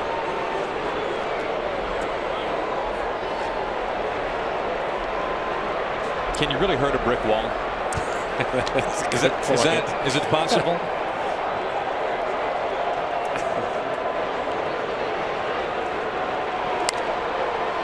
Soft pop-up foul. I'm going to say this too about Salvador Perez. For a man with his size, he is in the lineup every day for Kansas City. If you're the backup catcher for the Royals, you might as well be in AAA Omaha. I was thinking about it last night, trying to think of a catcher that had his size, and all I could really think of is Carlton Fisk. Strike 3 called, outside corner, and that'll do it for the Mariners at Iannetta in the bottom of the 5th inning. But as we go to the 6th, Mariners hold it on to a 5-0 lead.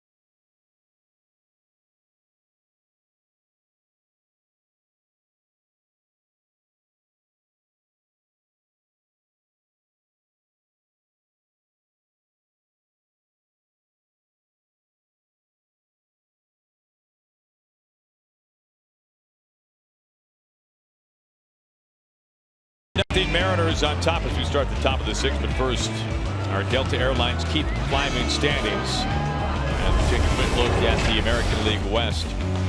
Rangers winners earlier tonight. They take down the Angels. Derek Holland gets the win in that game. So the Mariners right now back to 1 game outside of first place. They entered tonight a half game behind Texas. It'll be on to Oakland after tomorrow's game. The A's with a walk-off win last night against the Astros. Houston. Well, I'll tell you what, Mike. You can't say time is running out on the Astros. We are just on the final day of April.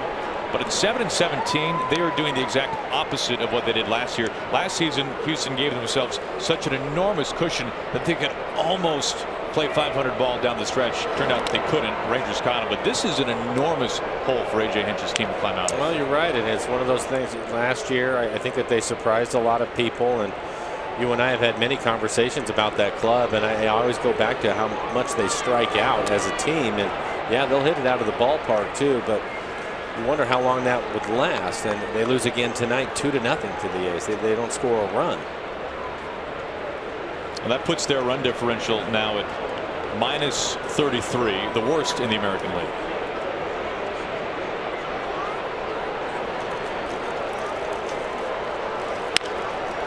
Seager's way and a couple of soft hops. Now number 1. 1 up, 1 down to bring in Moustakas. With the Mariners' 10-game flex pack, fans can select from a menu of options for the season's biggest games, including Ken Griffey Jr. weekend, fireworks, and bobblehead nights and more. Packs start at just $120 and are available now only at mariners.com/flex. 85 days, Mike. Looking forward to it. It's going to be great.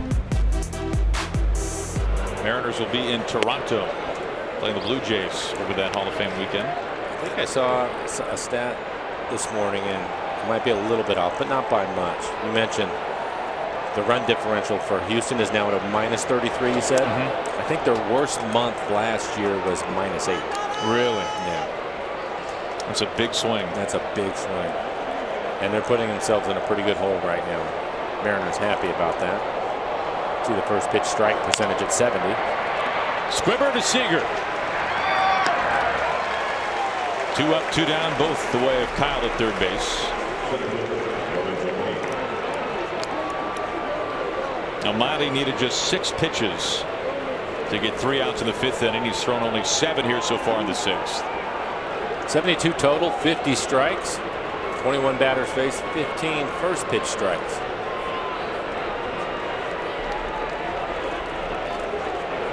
Two outs for Lorenzo Cain on the first pitch, and it's right over Robbie's glove. Snaps a streak of 9 in a row, sat down by Miley.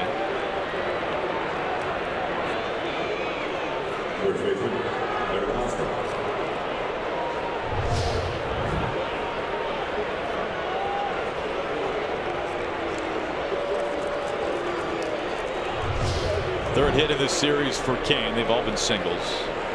Had a couple last night. 2 outs, a man at first, and Miley now faces Eric Hosmer.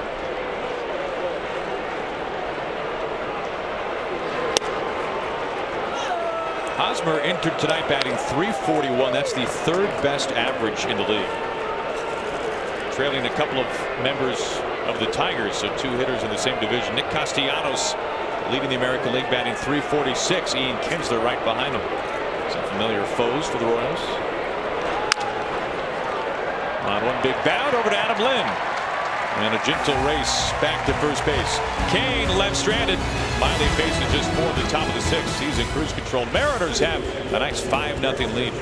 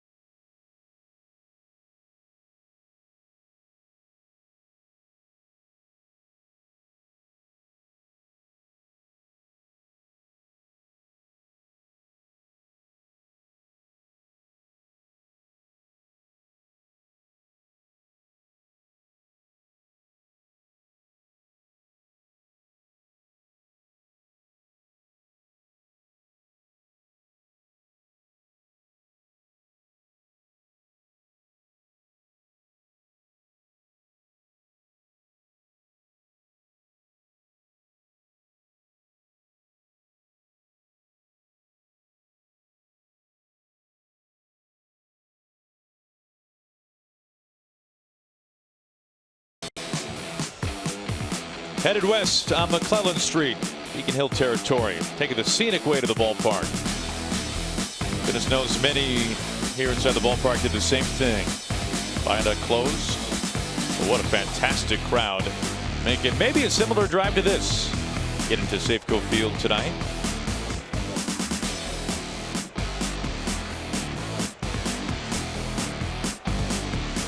Ketel Marte leads off the bottom of the 6th inning. First pitch, Hosmer can't get to it under his glove. And Marte aboard for the first time tonight.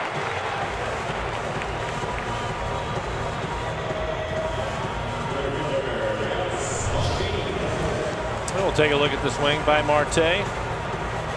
Struggling for a while, but really been swinging the bat well as of late. Came into the game hitting .276. He had a 7-game hitting streak snapped last night when he went 0 for 3, a couple of strikeouts. Leadoff man aboard for Martin. Now the Mariners have had a base runner in every inning so far tonight. 6 walks have helped from Ventura. Also a hit batter. Mariners a couple of home runs in the first inning, including a 3-run smash by Seager.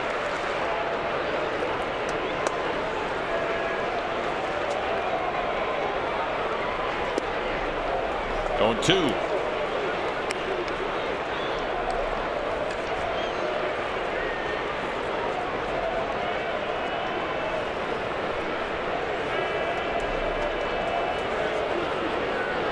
Nobody out. Marte with speed at first base.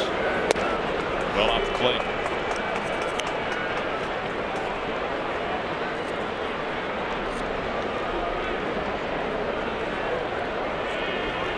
So G, a Met from last season, now pitching for the team that defeated his previous team in the World Series last year.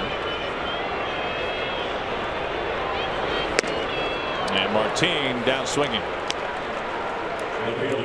Second strikeout for G tonight in relief. The Mariners and EQC salute the men and women of the armed forces with a special ticket offer at all home games this season. Members of the U.S. military receive 10% off select seats. Tickets are available by showing your military ID at the Safeco Field box office.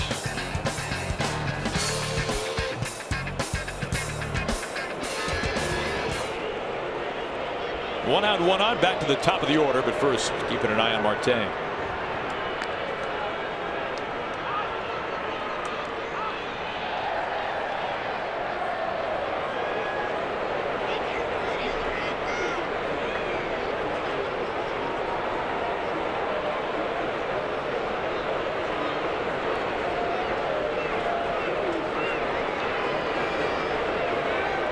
There goes Marte.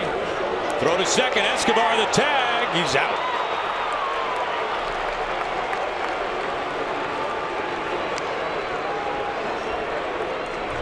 And we'll take a look at. We talked about Perez.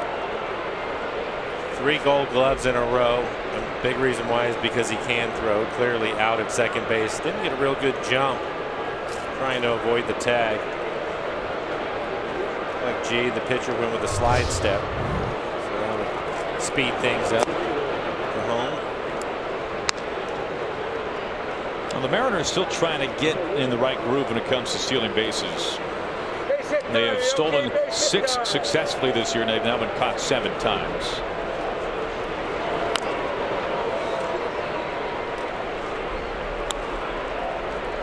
Still nothing in 2 to Oakland. Mariners 4 runs in the first, added a run on an RBI fielder's choice by Martin in the 4th.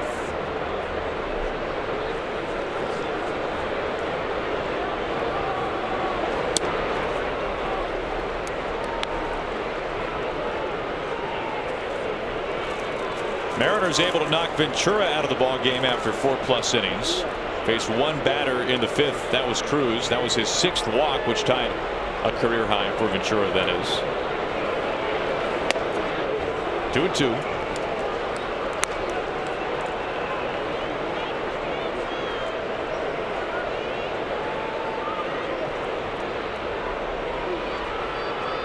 G, the first man in relief for Ned Yost here tonight.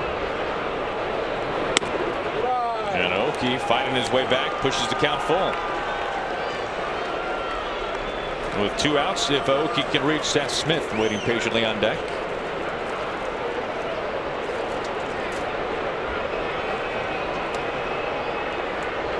Here comes the 3-2.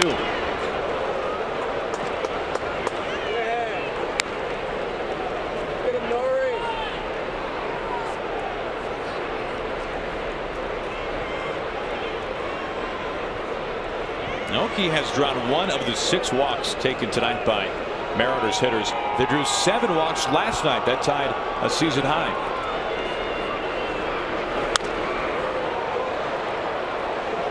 And this will be the 9th pitch in this at bat.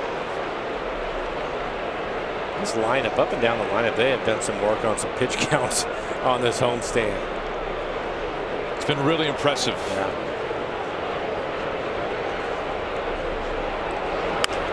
It continues.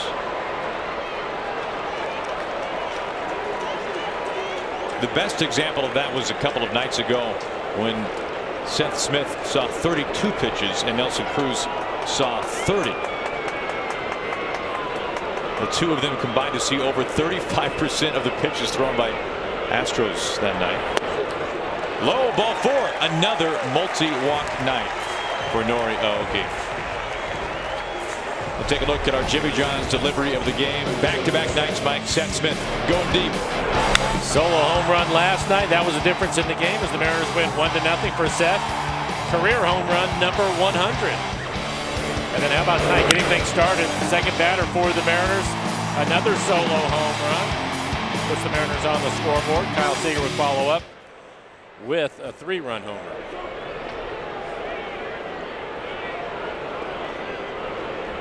10-pitch plate appearance for Aoki. He's at first base with 2 outs.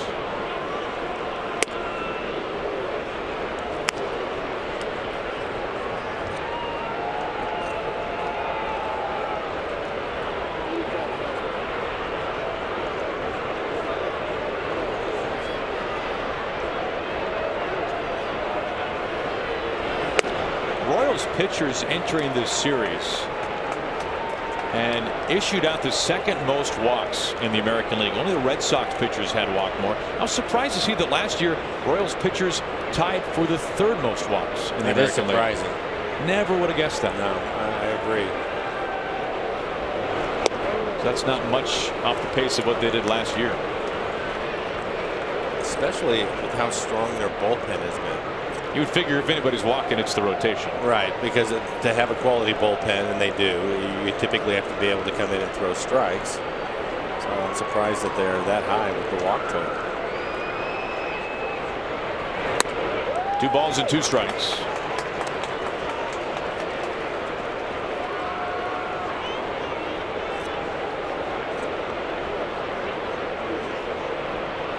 G facing his 4th batter of this Mariners 6th inning. Smith looking for his first hit since that home run in the 1st inning. Up the middle. Escobar somehow able to stab it, throw and a skip. Hosmer off the bag, and a barrel roll slide by Smith. He's safe.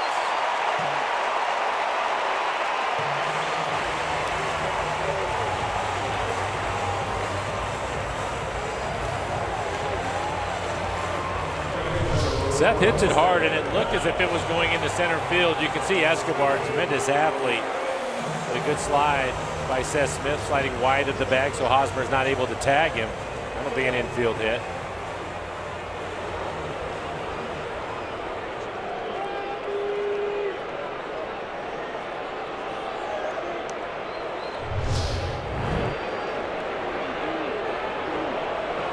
Two outs and 2 on. G facing Cano.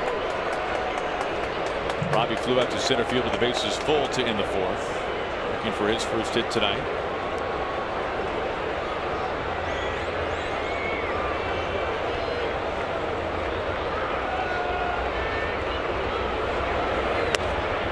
Well outside and low.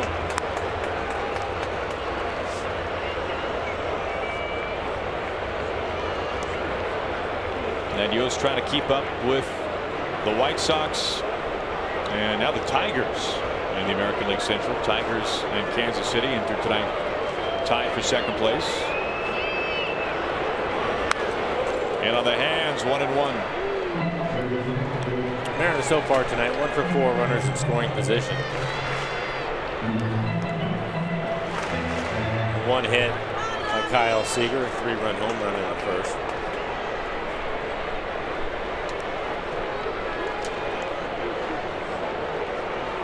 Aoki at second base, Smith the man at first.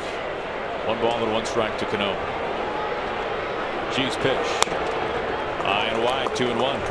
It's an interesting play. You have the shift on, and Seth again hits it firm, back up the middle. And you'll see Escobar going over to backhand it. There's no way to get the force out on Aoki at second base, and so they try to get Seth at first. And this is one of the few times I agree with sliding into first to try to avoid a tag. Sometimes you see runners that'll dive into first, and they're just trying to beat the throw. And that's when you typically can hurt your hand, your wrist. And right there, Seth trying to avoid the tag. Good slide into first. We saw Hosmer with the headlong slide into first base in the World Series a couple of years ago. Turned out to be a miraculous double play turned by the Giants. A walk to Cano.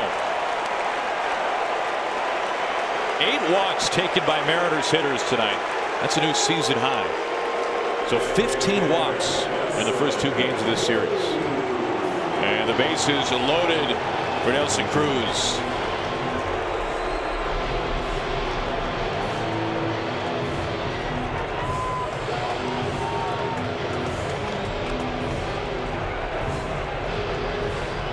Nelson came into the game hitting .262 with 4 home runs. Runs okay, and the center fielder shading towards right. Huge gap in left center field, and I think Nelson is about due. You can see the gap in left center. Scott Service was talking about the idea of hitting with runners in scoring position earlier today, and he said that part of the formula there is not being afraid to hand the baton off to the guy behind you. It's pretty nice if you're Cano to be able to hand it off to Nelson Cruz. There's no question about that. That's a very good point. But it gets back to the sense of not trying to do too much. 2 outs, base is full. And the 1-0. Well, talked to Edgar Martinez about that, hitting with runners in scoring position, and that's basically what he said. In those situations, you want to get a good pitch to hit early in the count and just put a good swing on it. Don't try to do too much. Oh, boy. And that's the second time Nelson has been hit, obviously not on purpose, but he'll pick up an RBI.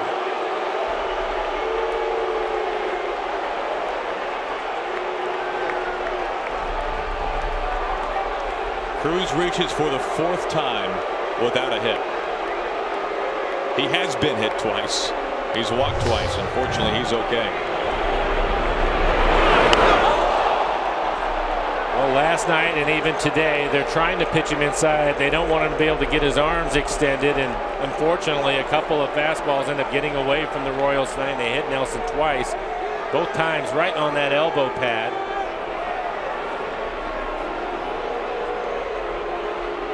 Take another look at it. You can see the tremendous amount of run on that fastball.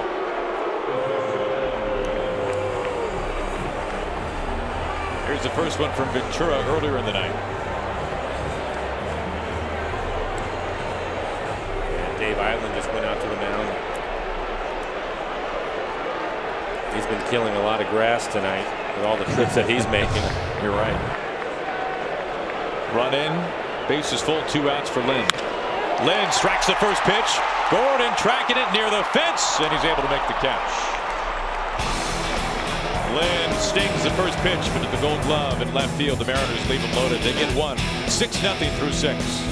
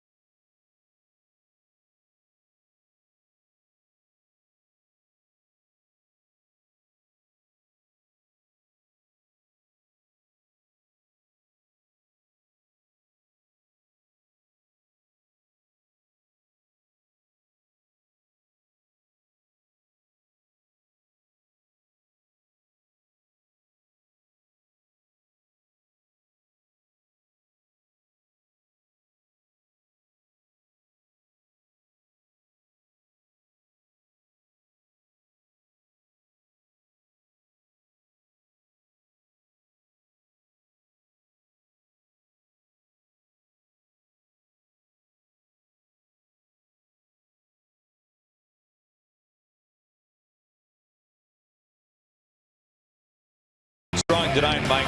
He has sat down 10 of his last 11. What have you liked? Well, the first thing that I like is he's working ahead of the hitters. He hasn't walked anybody tonight. He was afforded a 4-run lead in the first, and I think he's been very aggressive. And as the game has moved on, he's had a better feel for his changeup and his slider. But you can see a lot of fastballs on the corner. It's because he's able to get ahead, then he can nibble a little bit. But so far, 23 batters faced, 17 first pitch strikes. If you look at his overall line, 6 innings, just 5 hits, no walks again, 4 strikeouts, 76 pitches. 54 of those for strikes, so really commanded the strike zone tonight. And pitch count in nice shape as he faces Morales and fires in yet another first pitch strike. He's done that all 3 times to Kendrys tonight.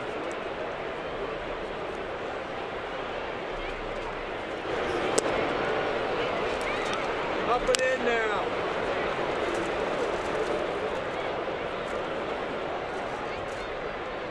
Up and in. 2 balls and a strike to Morales, the DH. Come on up.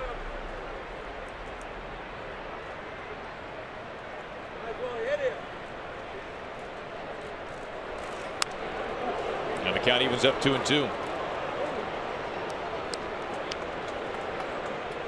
And you think about this Royals team, back-to-back pennants, winning the World Series, of course, last season against the Mets. The window for the Royals is right now. High pop up over towards Adam Lynn, right by the bag in the coach's box. Now number 1. Well, kids, complete your Little League outfit with a pair of Mariners socks when you head to Safeco Field. Tomorrow afternoon, it'll be a beautiful day. Taijuan Walker up on the mound, first pitch at 110. They're free to all kids 14 and under thanks to Aquafina. Visit mariners.com for tickets. You think about the free agents, those who will be a free agent after next season for Kansas City. Oh yeah, nice pitch. Eric Hosmer, Mike Moustakas, Wade Davis, their all-star closer, Alcides Escobar, an all-star last year, Lorenzo Cain, another all-star. Good start to this at-bat facing Gordon.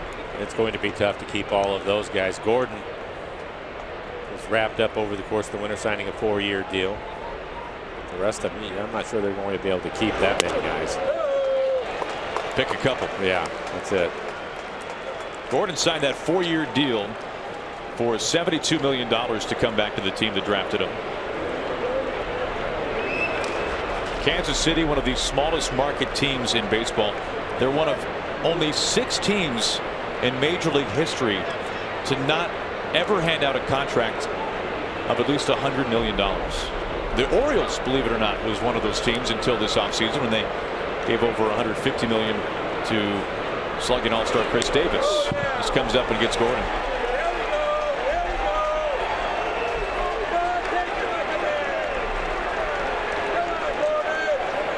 Now Cruz has been hit twice. Gordon hit on a 2-2 count with 1 out here in the 7th. And this is another one. It's like a changeup, maybe 82 miles an hour, so it wasn't trying to hit him.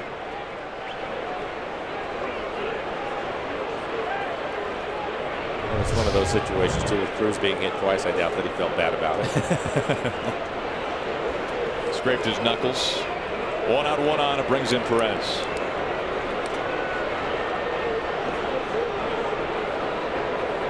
Time called by the Royals catcher, who now climbs back in.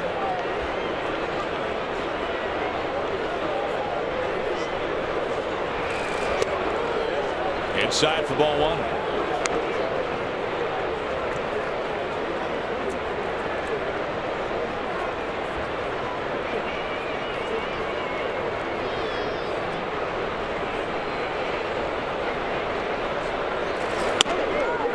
You know, Mike, we've talked about, as Iannetta wants to talk with Miley, we've talked about the Mariners being built in somewhat similar fashion to the Royals, both in terms of getting more athletes on the roster and also striking out fewer than what the Mariners did last year, one of the top 5 strikeout teams in baseball.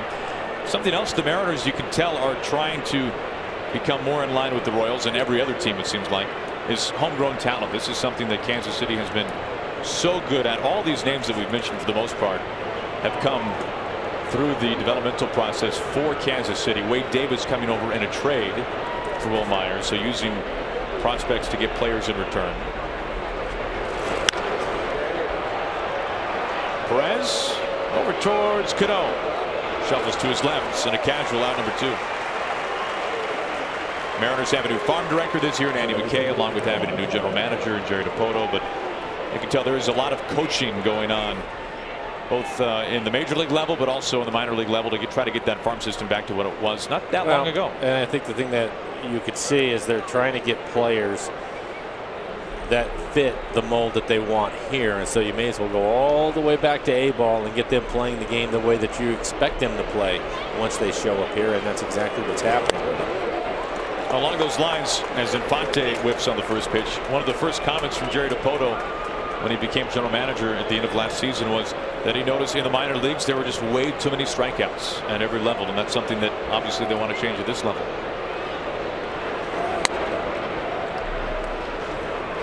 And that's going to take a little bit of time. Not an overnight fix. No. It's going to take a little bit of time.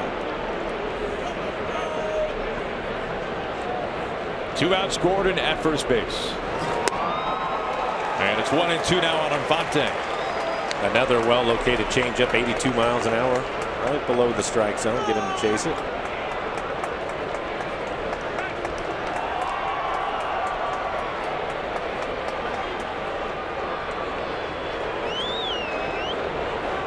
Miley up in the count, his 1-2. Tight to the line. Seager holds its ground. Over to Cano. And it's 7 scoreless innings spun tonight by Wade Miley, who has not allowed a base runner to reach second base since the 3rd inning.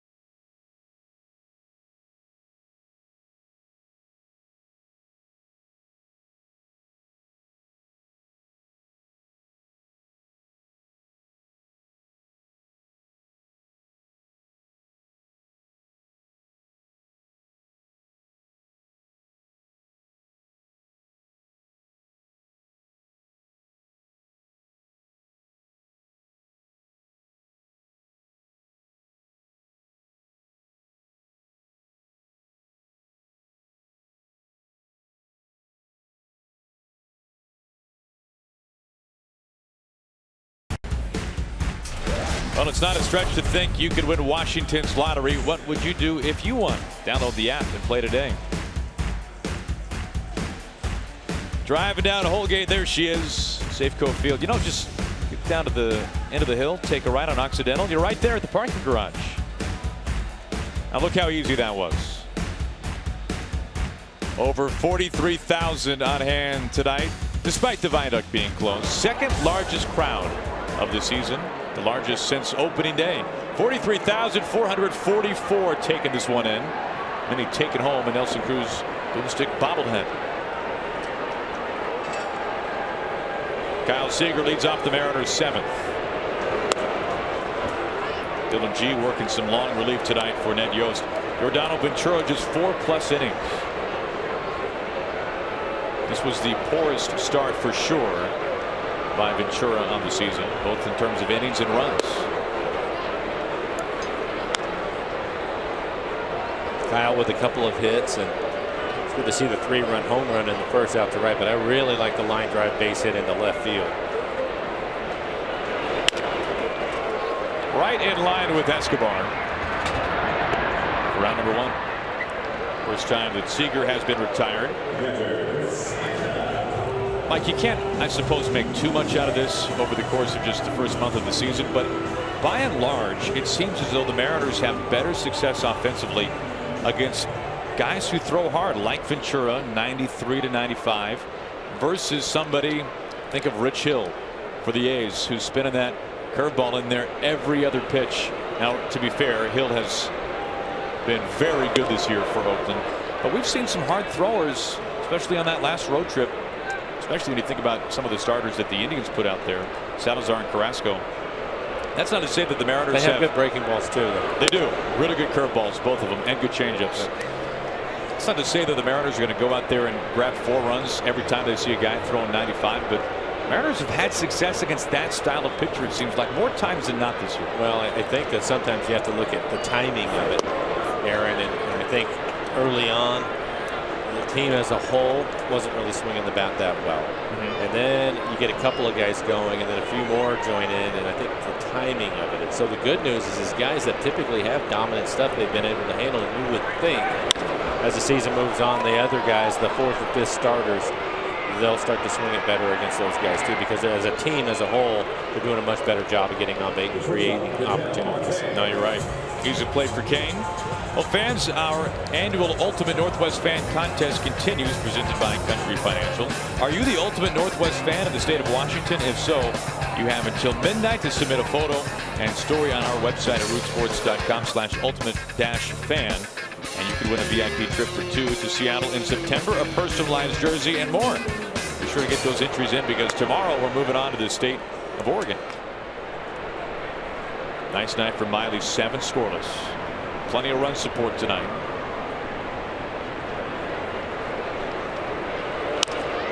Oh, 0-2 quickly on Marte.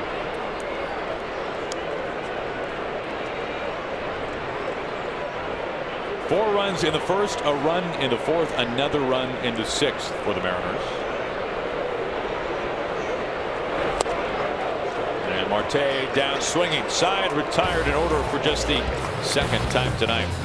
We're off to the 8th inning. Wade Miley cruising along here tonight in the middle game against Kansas City.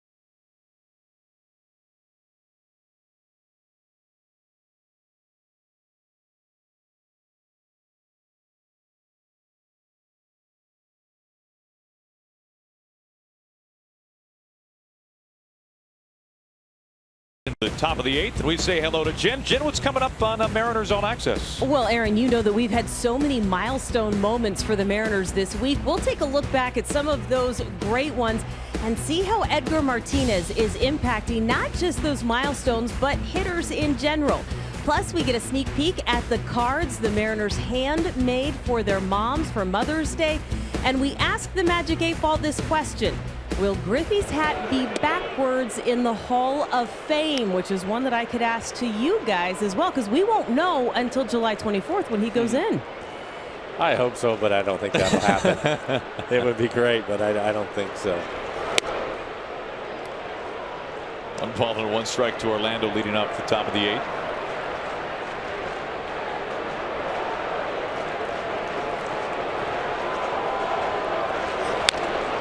Miley ahead 1-2. Now, Mike, we were hoping, as Scott Service was, that Miley would build on his last start, a win in Anaheim, and he has done that and more tonight, hasn't he? And sometimes you need things to fall into place. We talked about it after the first inning in Anaheim. He really settled down and threw the ball well, and then he comes out here, and I think he's going to continue to pitch well in this ballpark. I think it suits him, but to go out and give him 4 runs of support in the first inning certainly helps. So I think it gives you a chance to settle in. You don't feel you have to be as perfect. Things have really worked out well for him. Now, with the way that he's thrown tonight, he'll just continue to build on it.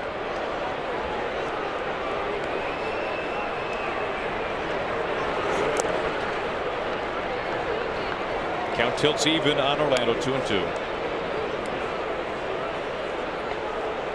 Marley now at 97 pitches, 65 strikes. Well, Peralta getting loose in the pen.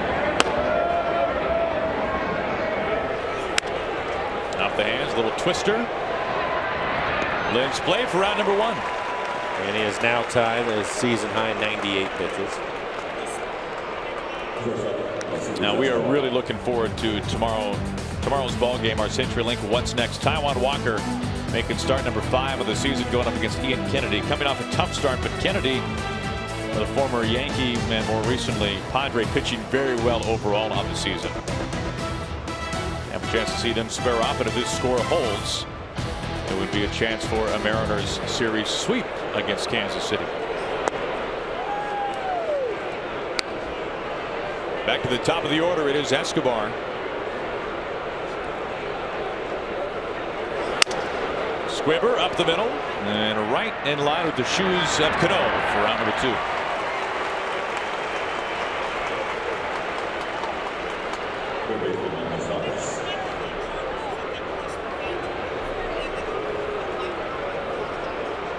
Two up, 2 down. Take a view from behind home plate. Tried to catch it behind his back, and he had a chance. Weak ground ball, was able to jam him. That really has to be one of the most tempting things as a pitcher defensively, when there's a ball that comes back that you know you might be able to get to, but you risk ticking it the wrong way and having it die instead of it, you hope, going right to one of your fielders like that one. We see it happen all the time. Just want to make the play. 0-2. This is truly shaping up as one of the best starts of Miley's career. Forget this season. 2 outs, no balls, 2 strikes to Moustakas. Dig in, dig in. Seager, the only man on the left side, handles it cleanly, and Wade Miley, for the second time in his career, has spun 8 scoreless innings. He has dominated the Royals here tonight.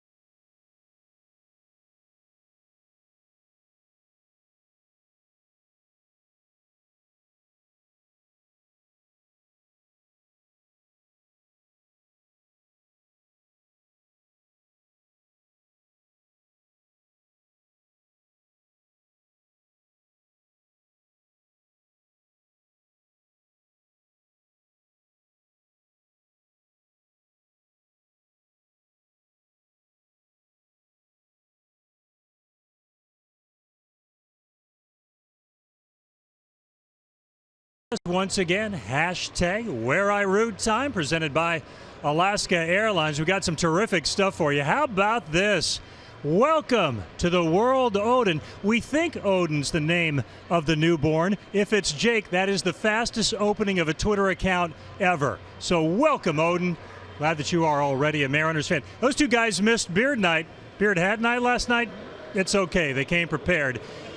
And finally, Katie at the ballpark tonight. Hey, Katie, hope you're having a great time this evening on Nelson Cruz Boomstick Bobblehead Night. The M's in control as we send it upstairs to Aaron and Mike. All right, Tom, thank you. Ned Yost, Mike goes to his closer, Wade Davis here. Yeah, just trying to get him an inning of work. You can see it's not a save opportunity, but 7 for 7, has not given up an earned run this year. 8 strikeouts and 7 2/3. Opponent's batting average 45. For his pitch to Martin. This is only the second time that Yost has used Davis in a non-save situation this year. And the only other time was when he picked up the win, an extra inning game. So this by far the most low leverage situation Davis has pitched in the early season.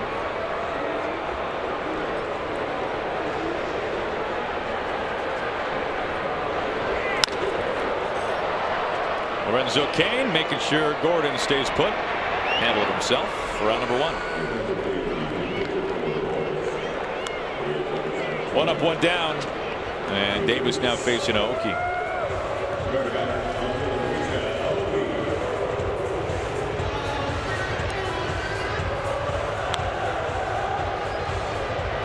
Now in recent years we've seen Greg Holland work the 9th inning for Kansas City. Holland was one of the best closers for a stretch of a couple of seasons, an all-star in 2013 and 14. Out this year with Tommy John surgery. Now, not many teams have the luxury of losing an all-star closer and a guy like Holland and being able to plug in somebody the caliber of Wade Davis and not skip a beat.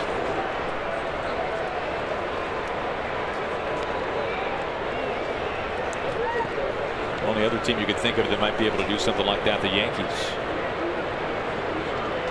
They've got a couple of the stable they could choose from. Miller and Betances. The 1-1. That's been his best fastball so far at 95 miles an hour.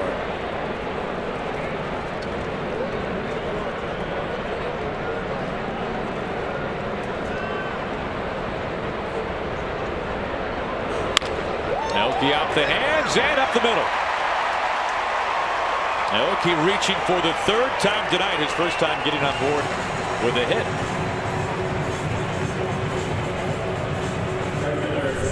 Jams him a little bit.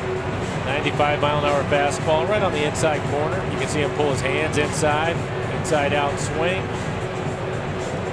Slices it back up the middle, keeping it away from Infante. They might want to pick that ball up, Mike, and just throw it towards the dugout. That's the 2nd hit allowed by Davis on the season. You might want to save that one. First hit that he's coughed up since his first appearance of the season against the Mets.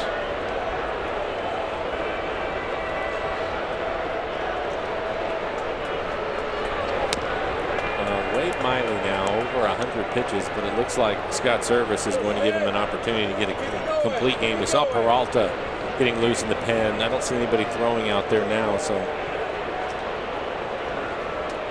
previous high as far as pitch count goes was 98. That was his last outing. 2-0 to Smith. For Miley, his career high is 120. Miley threw 116 pitches in his only career complete game. That was 2012. Well, one of the things we know, Scott Service, Mel Stottlemyre, not afraid to let their pitchers go. What was it? Taijuan Walker threw 119, I believe, something like that in his last outing. So he'll let him go. Inside.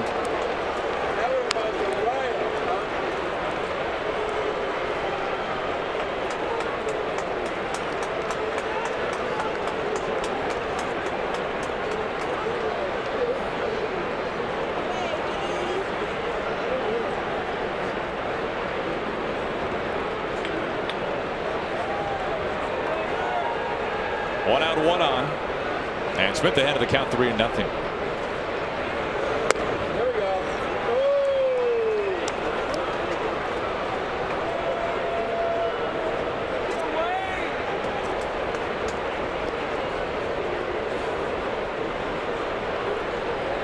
Smith taking a moment to climb back in. Smith, the home run to get things going for the Mariners back in the first inning. He's homered in back-to-back ball games now. In fact, he homered in back-to-back at-bats dating back to last night. Now the count pushes full.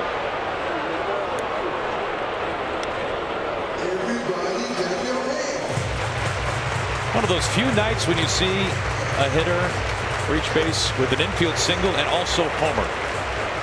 Two most opposite things you can do in this game, and Smith has done them both here tonight.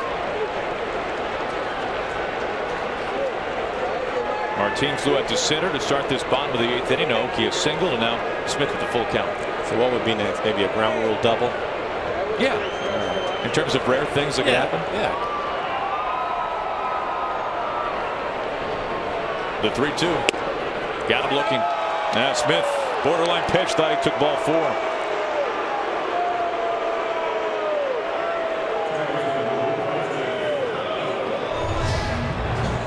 .96 miles an hour, and yeah, I would say borderline.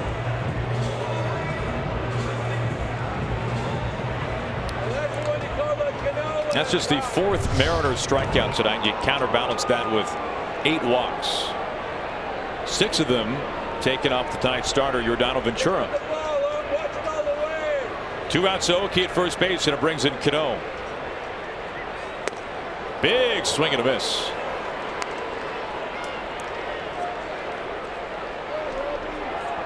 Now Robbie looking for his first hit of this series. He walked his last time up. That was in the 6th.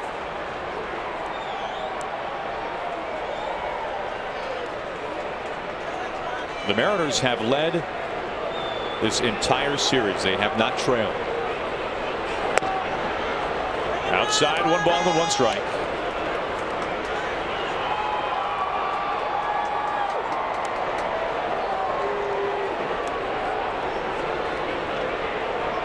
Only 2 hits that Davis has given up this year have both come against left-handed hitters like Cano.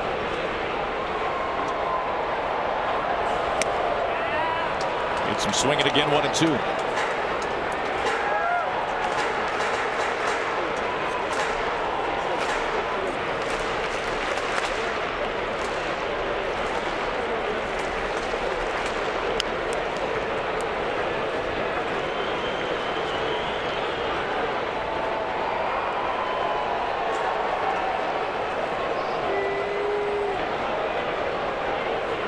The 1-2 off the plate, 2 balls and 2 strikes. Now, little did the Royals know that when they made the deal for James Shields and they traded the best prospect in baseball at the time, Will Myers, that it would be this man, Wade Davis, who would really be in many ways the biggest piece of the return. Although Shields did help them win the pennant in his final year. And if I remember, Davis was a starter with Tampa Bay, right? And they made him a closer in Kansas City. So, and from what I remember with him being with Tampa, I don't think he was throwing quite as hard when he was in the rotation. And all of a sudden, again, we've seen it so many times. These guys leave the rotation, they put them in there, and they know they're going to pitch an inning, and all of a sudden their velocity goes up. And the nasty level too a little bit for Davis. Full count. Cruz has, well, here you go, Mike. Something that's not easy to do. Cruz has reached 4 times without a hit tonight. It's not easy to do. He's been hit twice. He has walked twice. He's driven in a run without a hit.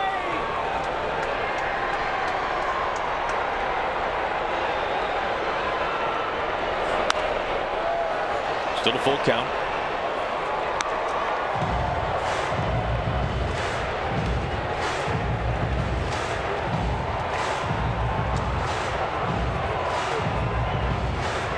$43,444 on hand tonight. Largest crowd here at Safeco Field since opening day. This has been a monster weekend here at Safeco Field, and it wraps up tomorrow. Final game of the homestand with Taijuan Walker up on the hill. Cano down swinging. That'll do it in the bottom of the 8th. We go to the 9th. How about this? John Ryan, Mariners punter, big baseball fan. Pardon me, Seahawks punter on hand to watch Wade Miley going for the complete game shutout. We're coming back the 9th inning after this timeout.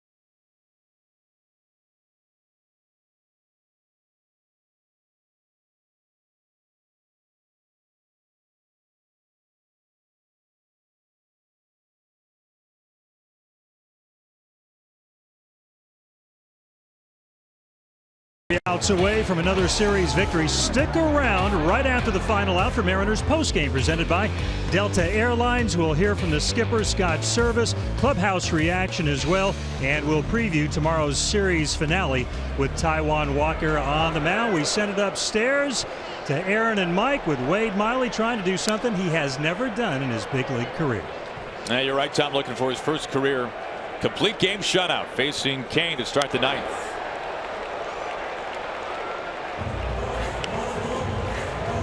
1 ball and 2 strikes to the Royals center fielder. 106 pitches now for Miley. Kane, a thump into center field. Martins got plenty of space. Much easier than his catch in the 9th inning last night. And there is out number 1.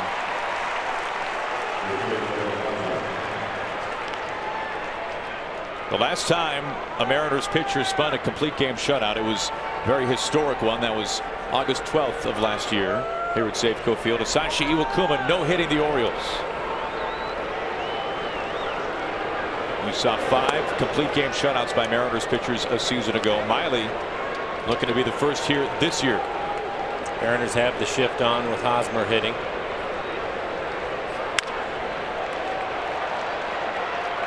Aoki chasing this one, foul ground. Aoki at the retaining wall, and it's out of play. And for Miley, 32 batters faced tonight, 22 first pitch strikes. Again, Hosmer with an 18-game hitting streak. You can see longest in the American League. So far 0 for 3 tonight. Broken bat. Seager times his leap perfectly. Out number 2, 1 left. Good fastball, 90 miles an hour on the inside corner. Looks like he jams him. And a well-timed lead by Kyle. At 110 pitches, 75 strikes for Miley. That's the K-swag they were talking about, Mike. K-swag, that's right. We just saw it in super slow-mo. 2 up, 2 down. Ball 1 to Morales.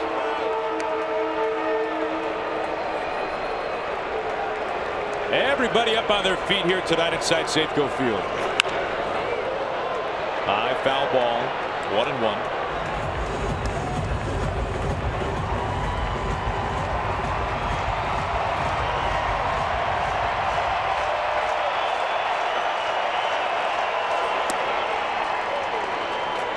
Miley behind the count.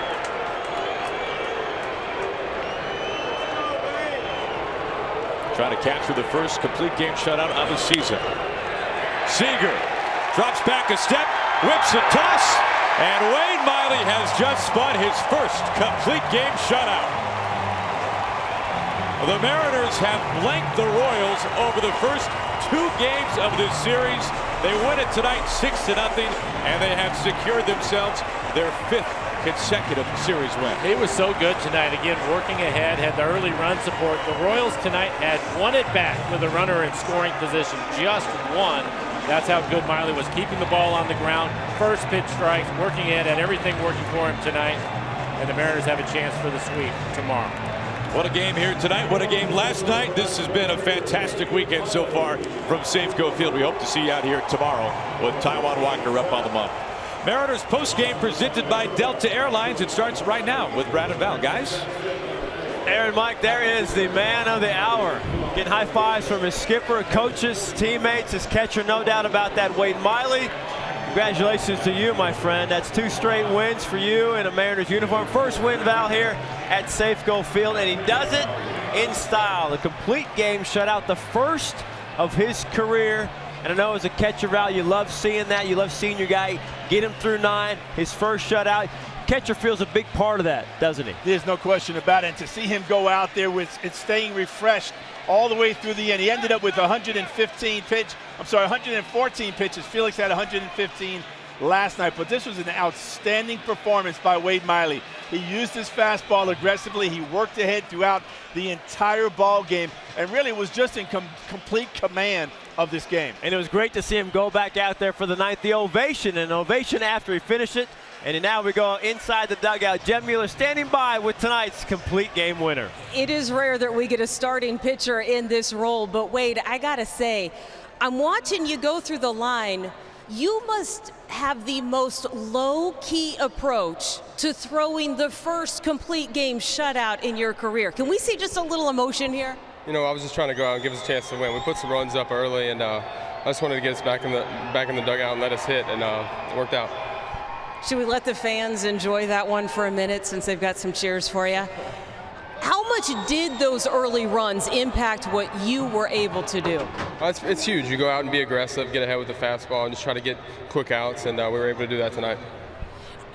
And just the tempo that you like to work out, why is that so effective for you? I think for anybody, a good tempo is good. Maybe I work a little quick, but you know, Chris did a great job putting the right.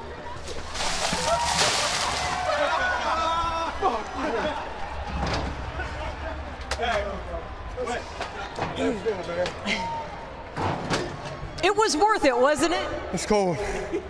God, I hate cold. Okay, well, we'll get you inside in just a second. But to take 2 games from the defending World Series champs and to shut them out both times, what does it say about how far this team has come so far? We're playing good baseball right now. We just got to keep it going, keep the momentum flowing, and see where it takes us. All right, well, right now, or tonight, it gave him the first complete game shutout of his career. We'll let him go get warm inside, guys. Thanks for the warning. Let him dry off, Jen. Thank you. Double dousing there. You get the water from Cishek, and then Montgomery coming hard with the Gatorade. That's a lot of ice in those buckets. He wasn't happy. Woo! There you go. Yeah, the interview got real short after that. I don't blame him. You're cold, you're wet, you're uncomfortable. Yeah, there you go. He's going to enjoy this one. And he's thinking somebody's going to pay for that. Someone's going to pay. Maybe not tonight, but he'll get him eventually. Pitcher's got long memories, no doubt about that. But fantastic to see Wade complete this one again. 2-2 on the year. Take a look at his line. This is the Kansas City Royals, folks. Yeah, they're scuffling. They've lost 5 straight, but still defending World Series champs. 5 hits, no walks, 4 punches, all in 114. Lowers the earning now to about 5. I think we've seen kind of Val the real Wade Miley's last couple of starts. Obviously not a shutout every time, but in Anaheim a good one, this one a good one. You see what he can do on the mound. Well, once he goes out there and he starts using his fastball and he takes it to the opposing team, he's able to use his off-speed pitches. We saw him go fastball early in the counts, and then he was able to pull the string with those changeups. But this is the Wade Miley that Jerry DiPoto brought over. He knew that what he could do out there on the mound. He's a great competitor. He works fast, as he could tell by tonight's ball game. He gets his sign and he comes right after you, and he does it unapologetically, just with nice and cool, calm, and collective. Shutout tonight, shutout last night. The Royals haven't scored since their last game on Wednesday in Anaheim, so it's been a big drought for the defending champs. The Mariners back-to-back shutouts. We'll talk about that more. Miley, we'll talk about the offense as well. Seager with 3 home runs, and yes, the double douse. It wasn't enough water, that was only about a third full. There you go. Miley wearing it and enjoying it inside the clubhouse. Reaction next on Mariners postgame presented by Delta Airlines.